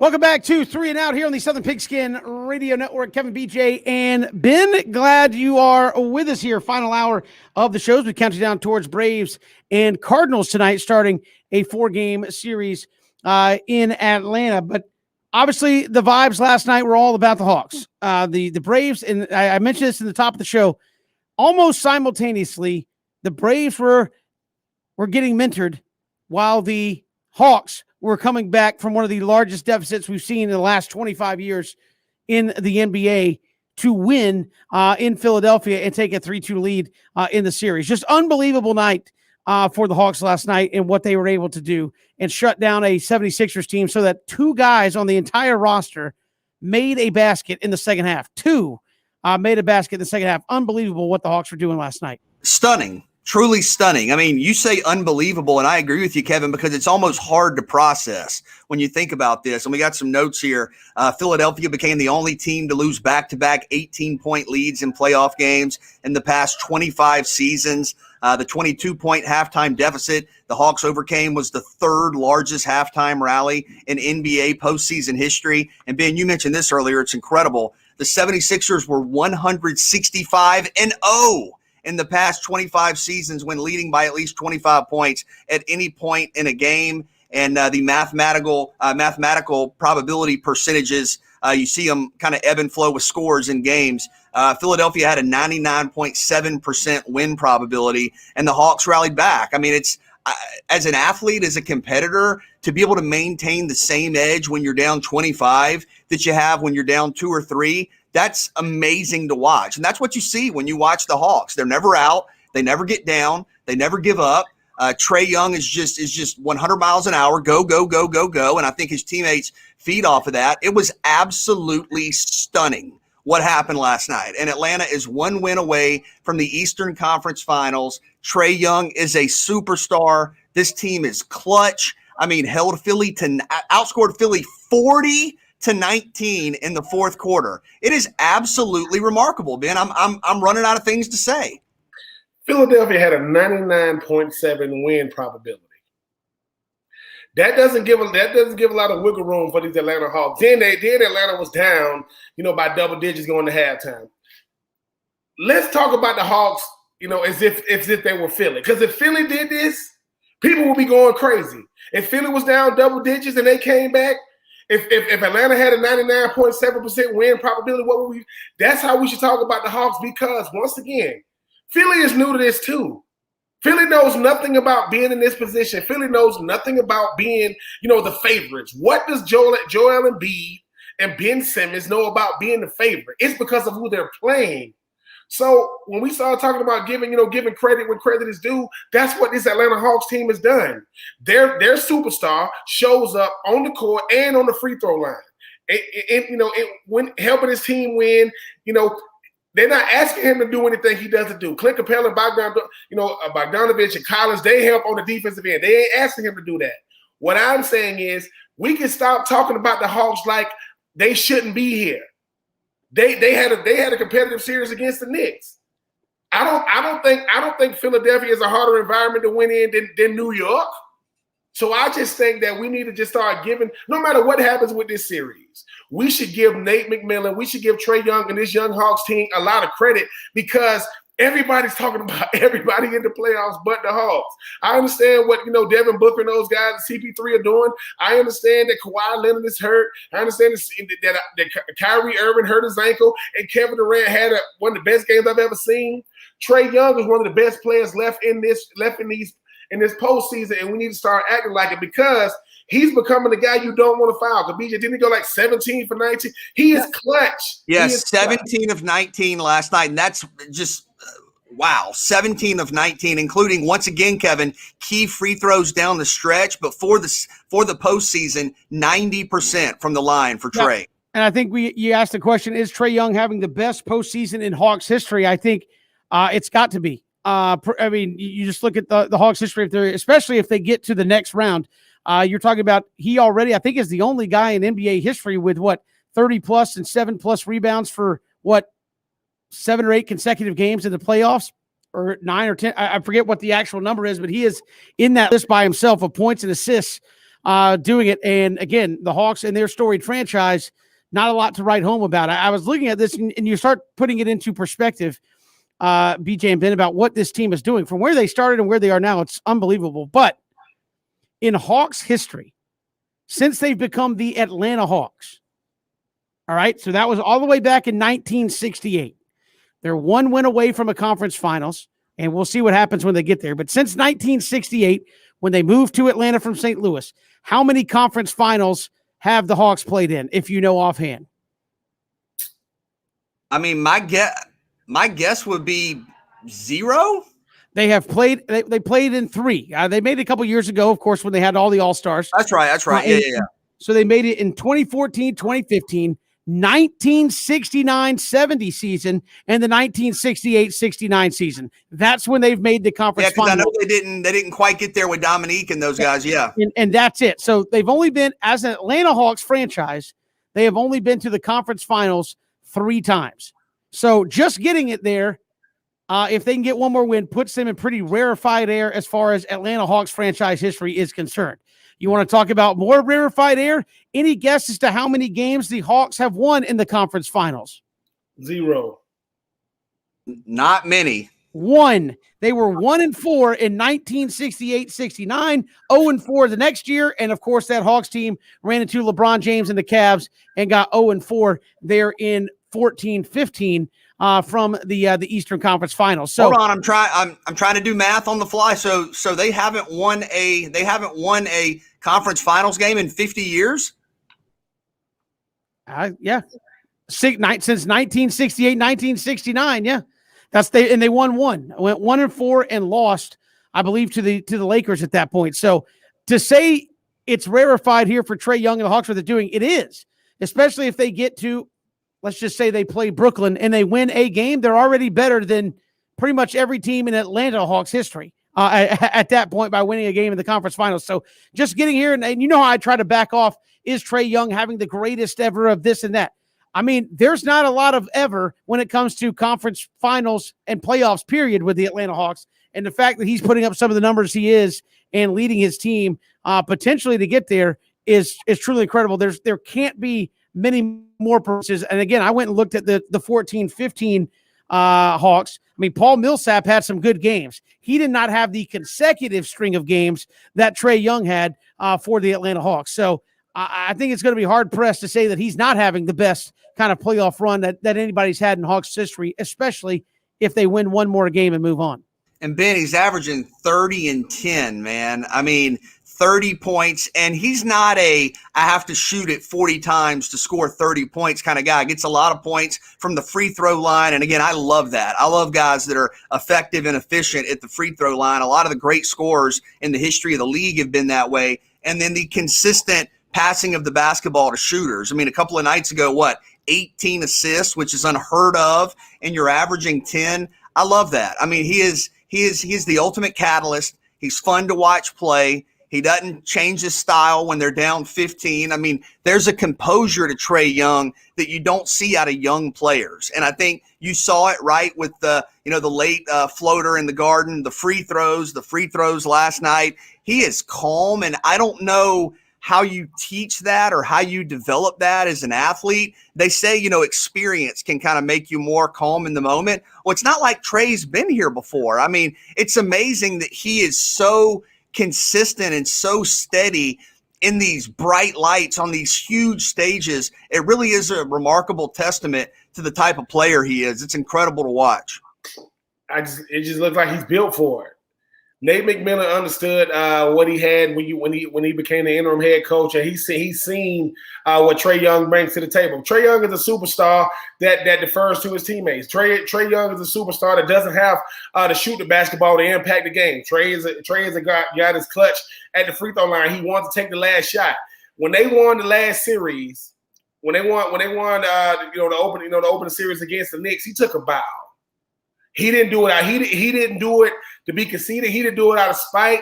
He is introducing himself to the world. Like, I did this at MSG. I did this against a team that the NBA is better when this team is better. There are certain teams, when they're better for the league. When the Knicks are good, it's better for the league. I don't know if Atlanta's ever going to be in that realm. But That's how you become great at what you do. I mean, and I'm not comparing him as far as like player. Nobody expected AI to do what he did when he was with the Philadelphia 76ers. He took them to the finals. Obviously, they ran into Shaq and Kobe. They wasn't going to beat them. But that's when that's when they started with the superstardom. Are we watching that with a guy like Trae Young? And like you said, Kevin, most people don't know. He is trying to give history to a team that doesn't have any. Atlanta Hawks don't have a history. Let me ask y'all both this. Are we to the point now where you can say the Trae-Luka trade worked out incredibly for both teams? I mean, obviously Dallas has a really good player, but I mean, if you're Atlanta, you have to be looking saying this worked out. I mean, we have our guy. We have our future. Yes. And obviously we're looking at the fact that Luka had more professional experience by the time he did get drafted and Trae was coming out of Oklahoma. But when you look at what Trae brings to the table, him and Luka, BJ, aren't that different. One, they're both superstars. Two, their teammates love playing with them. Three, they help their teammates play the game better. And four, if they don't play well, the team doesn't play well. The only thing is Luka's watching Trae move on. So I just think that for Atlanta, other free agents are going to see what's going on. Trae Young has that Ronald Acuna Jr. effect as far as like somebody want to play with him. So, hey, dare I say, I mean, I know for pro teams, we got rid of Julio. We still got Acuna. We still got Trae. And hopefully, I don't know, unfortunately for Ronald Acuna, he has to deal with his bullpen. And ain't nothing you can do about that. But for Trae, man, I think we need to enjoy this because these type of things are rare. Yeah, in Atlanta Hawks history, they don't happen too terribly often, and they are one win away if they can get it done tomorrow night without having to go back to Philly, BJ, for a Game 7, 1 win away from moving to the Eastern Conference Finals, as you said, for just the fourth time in, 51 years. So quite the incredible accomplishment that they're doing right now. Got to get there, obviously, but just an amazing run that they've been on. We've got more to come here on 3 and Out. We'll switch gears, talk a little college football as we head into 2021. A lot of coaches had a 2020 like no other, including guys who are stepping into college football as head coaches in their new systems and their new schools for the first year. Now they're into year 2. Which second-year coach is going to have the most success with a chance to take a big step forward in year 2? We'll get to that next. It's 3 and Out on the Southern Pigskin Radio Network.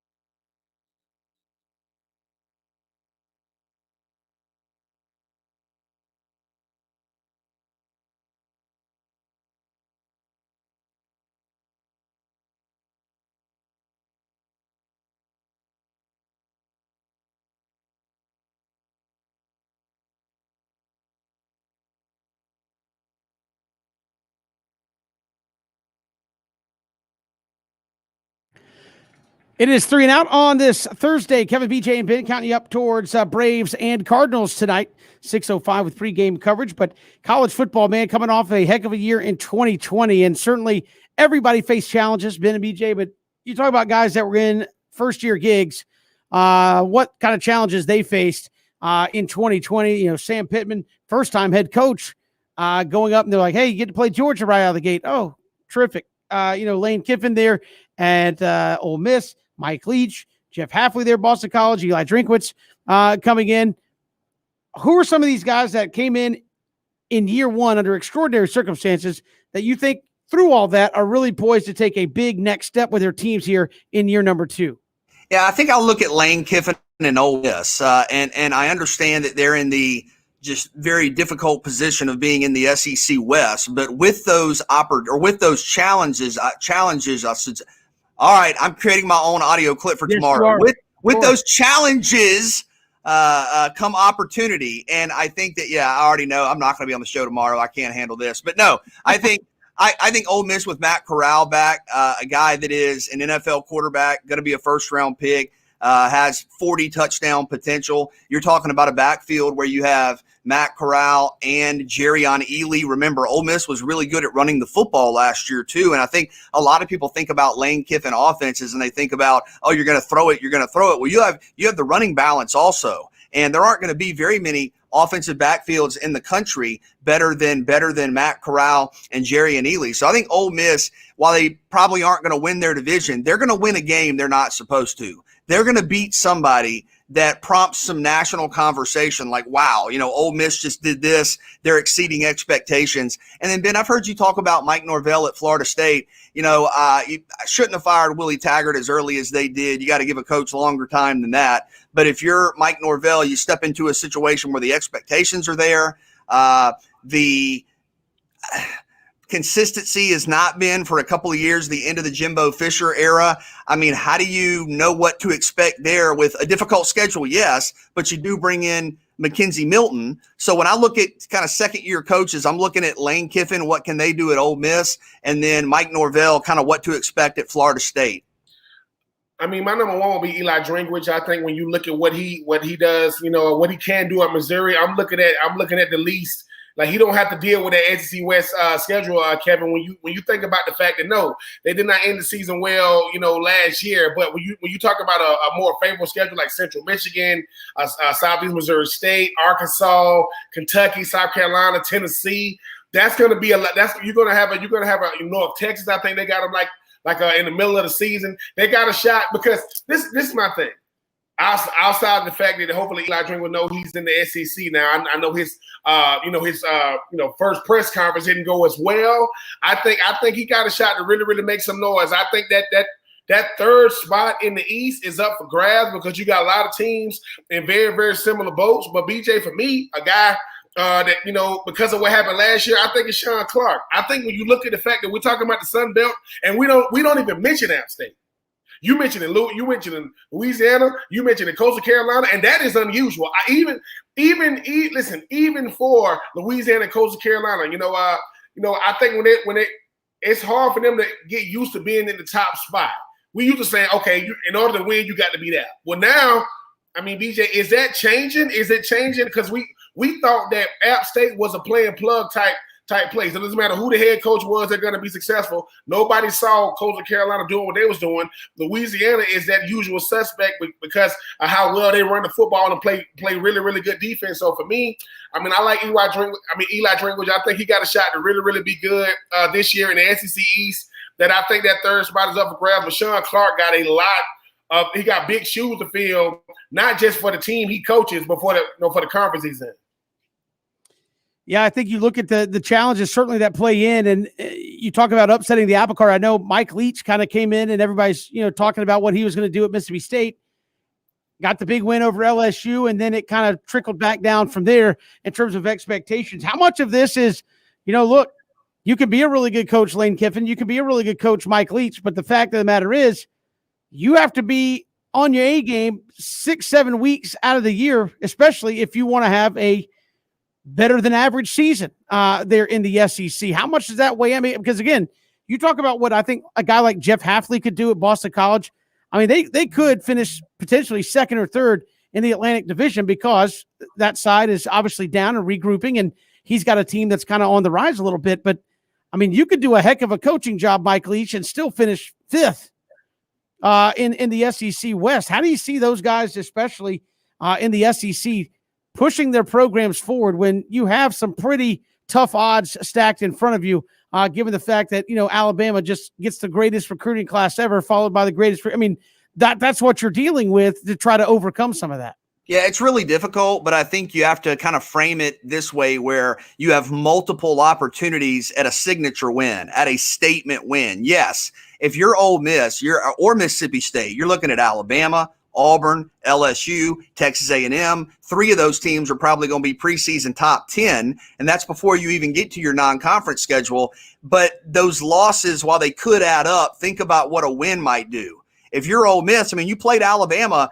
you put up 40-something on Alabama last year. I mean, if you could get that extra stop or two and somehow win that game, that changes the dynamic of the college football season. If you beat Texas A&M, that's a top 7 to 8 win. So I think that's how you have to look at it.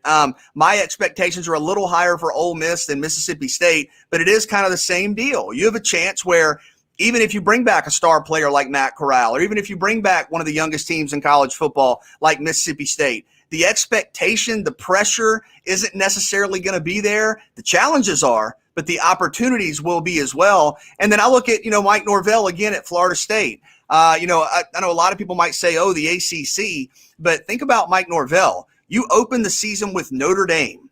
You play Clemson. You play North Carolina. You play Miami. You play Florida. Right there, those are 5, probably Ben, top 15 teams before you even get to the NC States and the Boston colleges who are going to be really good. You play 5 top 15 teams. And probably at a place like Florida State, more so than Ole Miss or Mississippi State, people are looking around going, when are we going to get to 10 wins? When are we going to get to 10 wins?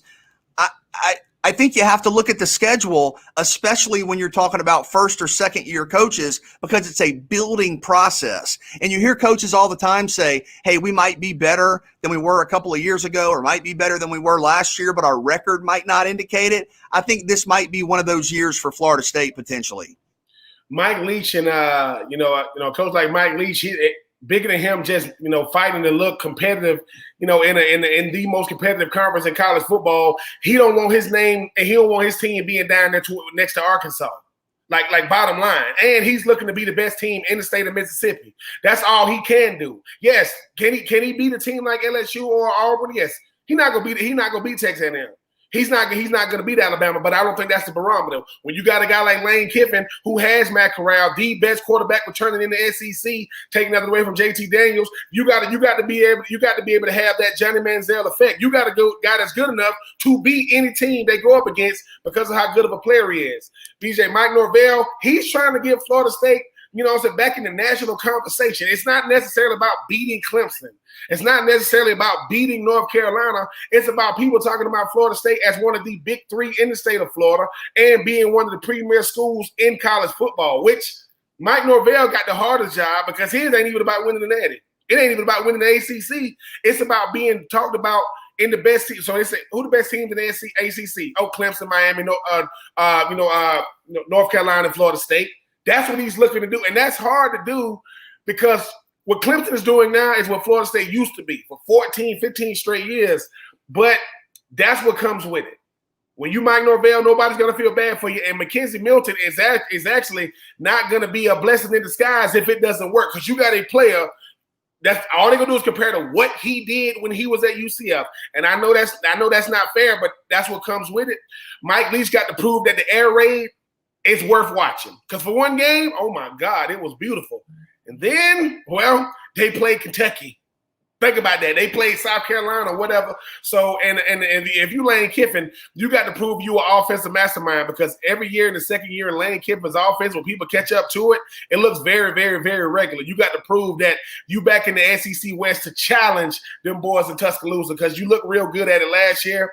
But this is what comes with being second-year coaches in big-time conferences. You get paid a lot of money to not just collect them checks, but to, go out there and show improvement. We'll see. But Mike Leach, I want to see the air raid. Lane Kiffin, we'll get to see him open the week of the season. And you don't play Notre Dame if you don't have to, Mike Norvell. But hey, we'll see what happens open the weekend. Well, I think this will be interesting, BJ, because how much do you take of what those coaches did in 2020 and apply it to 2021? Or you just say, look, man, most of you didn't have spring practice. A lot of it was very light work in practice, social distancing, separation, just trying to make sure that you got enough players to get to Saturday in a lot of cases. How much of what you saw them do in 2020 do you even think about when you're talking about 2021? I mean, I think that applies across the board. I think it's really hard to draw, kind of significant conclusions from last season with any program because, you're thinking about your priorities being totally different in terms of health and safety and, protocols that were new and changing in some respects for all of us. And it was, so overwhelming and, difficult and challenging and trying and scary. I think, if you're a college football program, whether you have a first-year head coach, a second-year head coach, or a veteran, you're moving forward and trying to establish kind of a sense of normalcy once again. Last year was just completely different across the board for everybody. Last year was the preview. Last year gave you something to feel good about. I mean, like you said, Kevin, unfortunately for Mike Leach, it was the first game. That's how you can look at your best. And you showed us how bad you can look after that because it didn't take a full year for the SEC to catch up. It took one game for them to figure out what you were trying to do. If you Lane Kiffin, are you built for this? Because you obviously wanted to be in the West because because your old boss is in the West. You didn't want to deal with being the head coach at a place like Tennessee that, quote, football never ends. I mean, they don't have an off season. And I do think 2020 gave all these coaches a chance to kind of show that they the guy for the job. Now you got to prove you the guy for the job in 2021, especially Coach Norvell. Because like I said, they're going to be looking at what happened to Coach Taggart, BJ. And I still don't agree with how they got rid of Coach Taggart. You didn't give him enough time. And now you realize that it wasn't the head coach. And I don't know how many guys you got in the transfer portal, but you got some big time talent on that defense.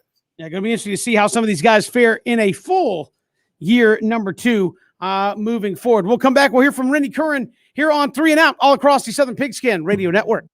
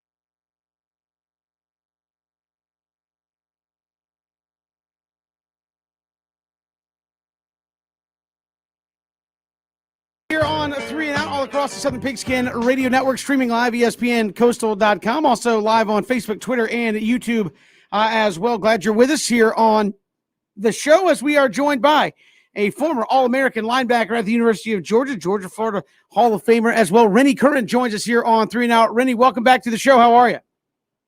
Doing great, man. Glad to be on. Hey, appreciate you coming on. So much has happened in the world of college football in the last couple of months. Want to get your kind of thoughts on it as well. Certainly in the coming weeks in the state of Georgia, name, image, likeness going to come into effect here in the state of Georgia. As a former player, obviously you did not get the benefit of that, but what do you think it will mean for players now once that comes on board?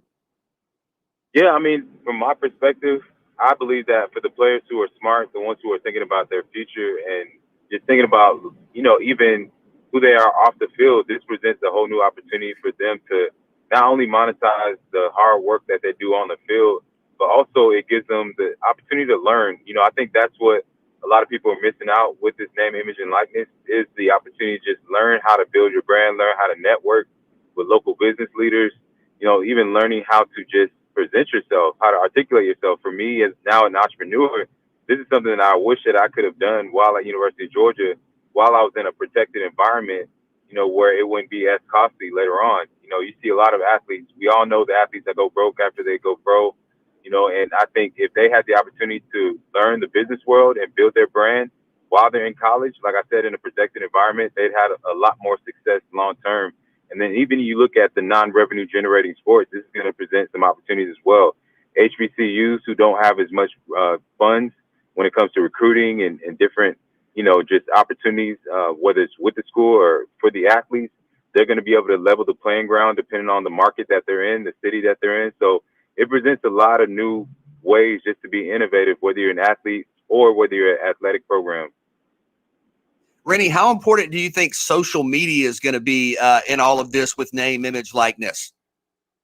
Oh, it's going to be extremely important. Like now more than ever, for you as an athlete, you'll have the opportunity to not just post a picture, but you'll also be able to post, a call to action, whether that's, hey, I offer coaching services. Hey, I can, promote your business and align myself with your brand. Like now you can actually, use social media the way that I believe that it's partly intended to be used, as a way to build your brand, build your business, create opportunities for the future and not just, like most athletes do, just post a picture of themselves in a helmet or making a play on the field, which really doesn't do anything for you 10 years, 20 years later after the fact.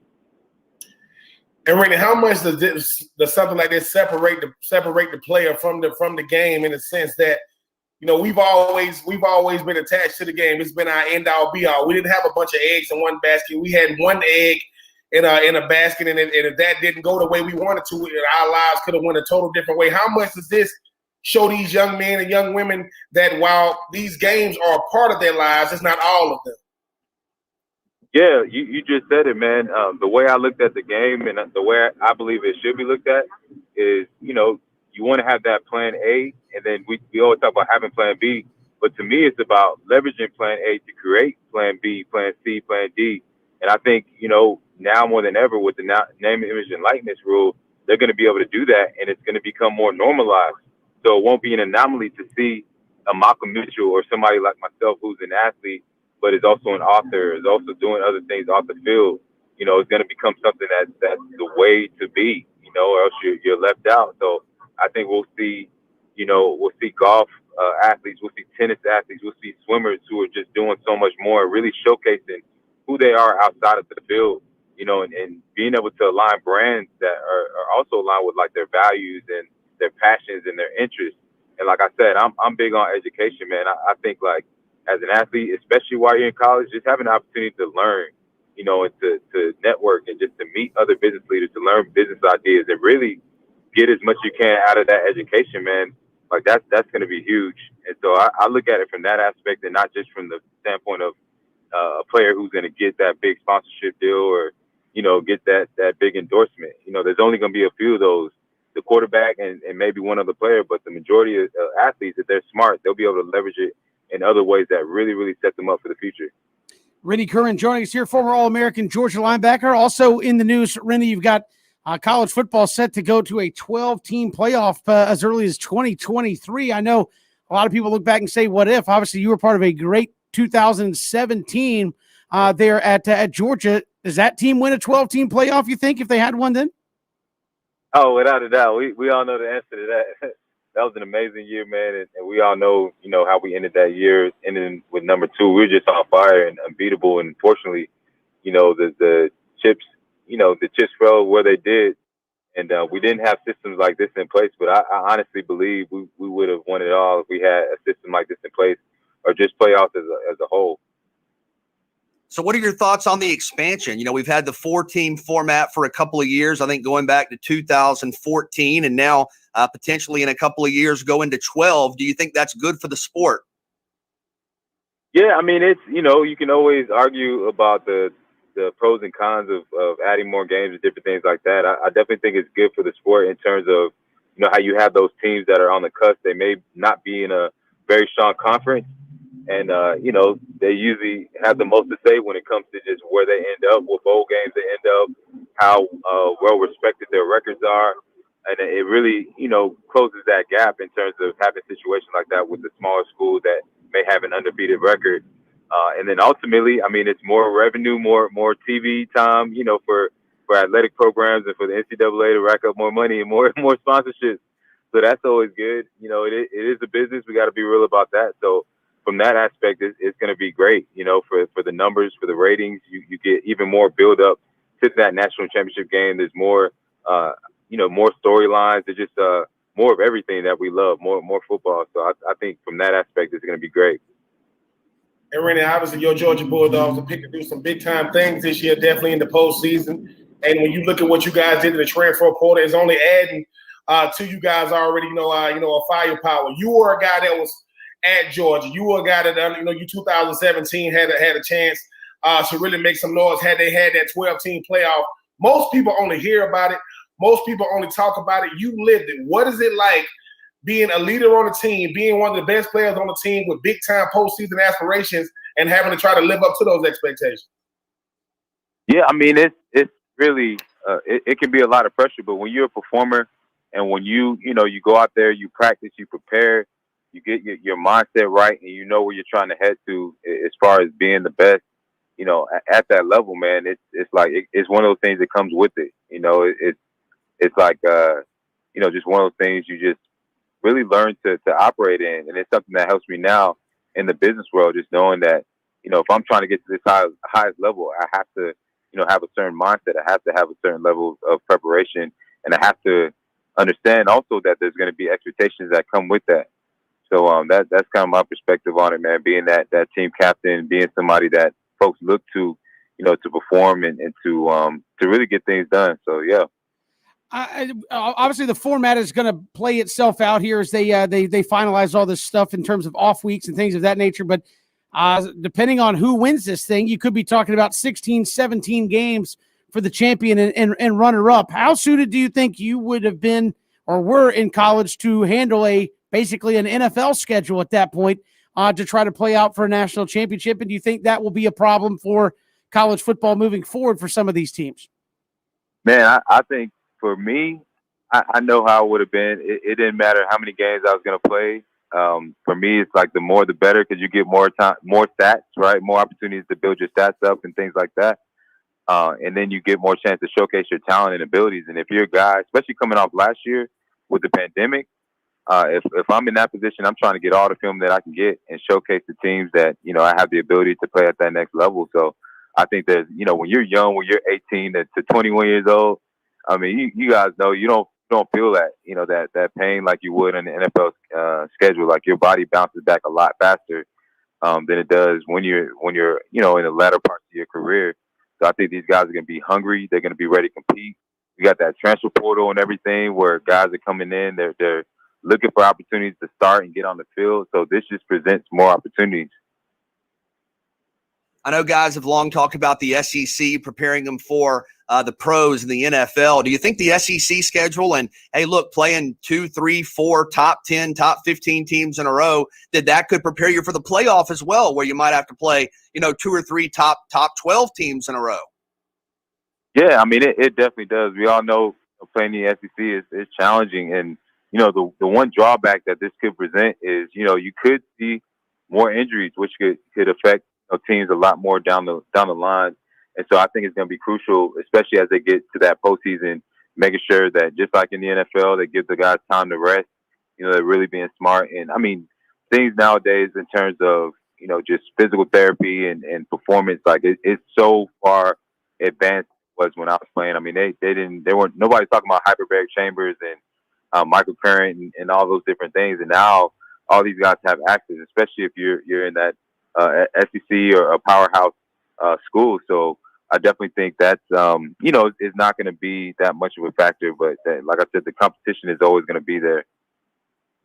And Ren, I know we talked about this earlier, but as far as like the name and image likeness, these young people gonna have to have representation. I mean, you was blessed enough, I was blessed enough to be able to go to the National Football League, and we had representation. Just talk about how important, if not the most important thing they're gonna do before they even think about making money off their name and image. Like they got to get the right representation to make sure they got their best interest in mind.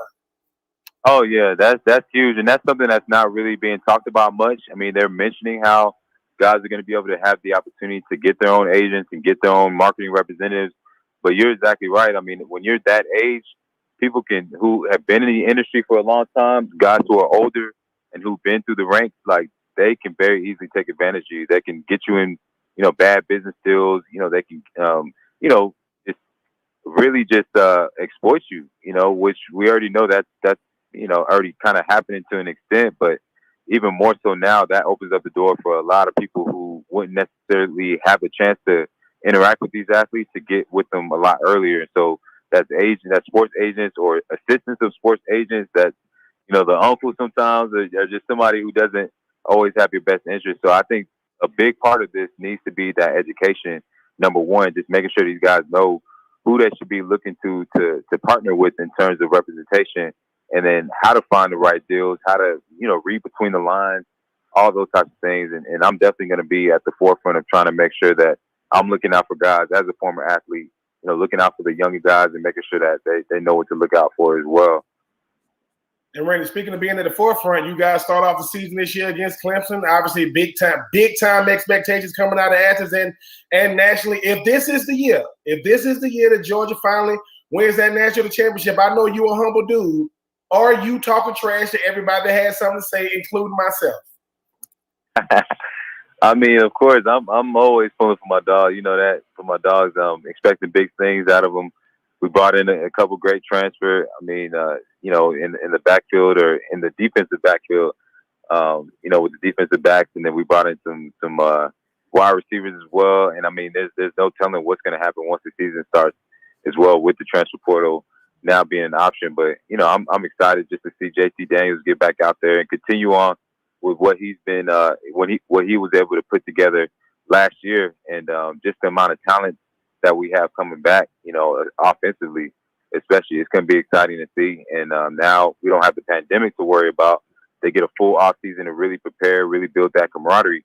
So it's going to make a huge difference. That after that first year, that you play in a system, man, whether you're on offense or defense, that second year is really where it's at, man. And then, you look at even the coaching situation. We're not bringing in any new offense coordinators. They'll have that knowledge to build off of instead of learning that knowledge for the first time and their systems for the first time. So that's even going to give us an advantage. So, yeah, I'm excited to see what the Bulldogs do. Rennie Curran, former Georgia All-American linebacker, our guest here on 3 and Out. Rennie, thanks so much. Thank you so much for having me. Go Dogs. Appreciate it. Rennie Curran joining us here on 3 and Out. More to come all across the Southern Pigskin Radio Network.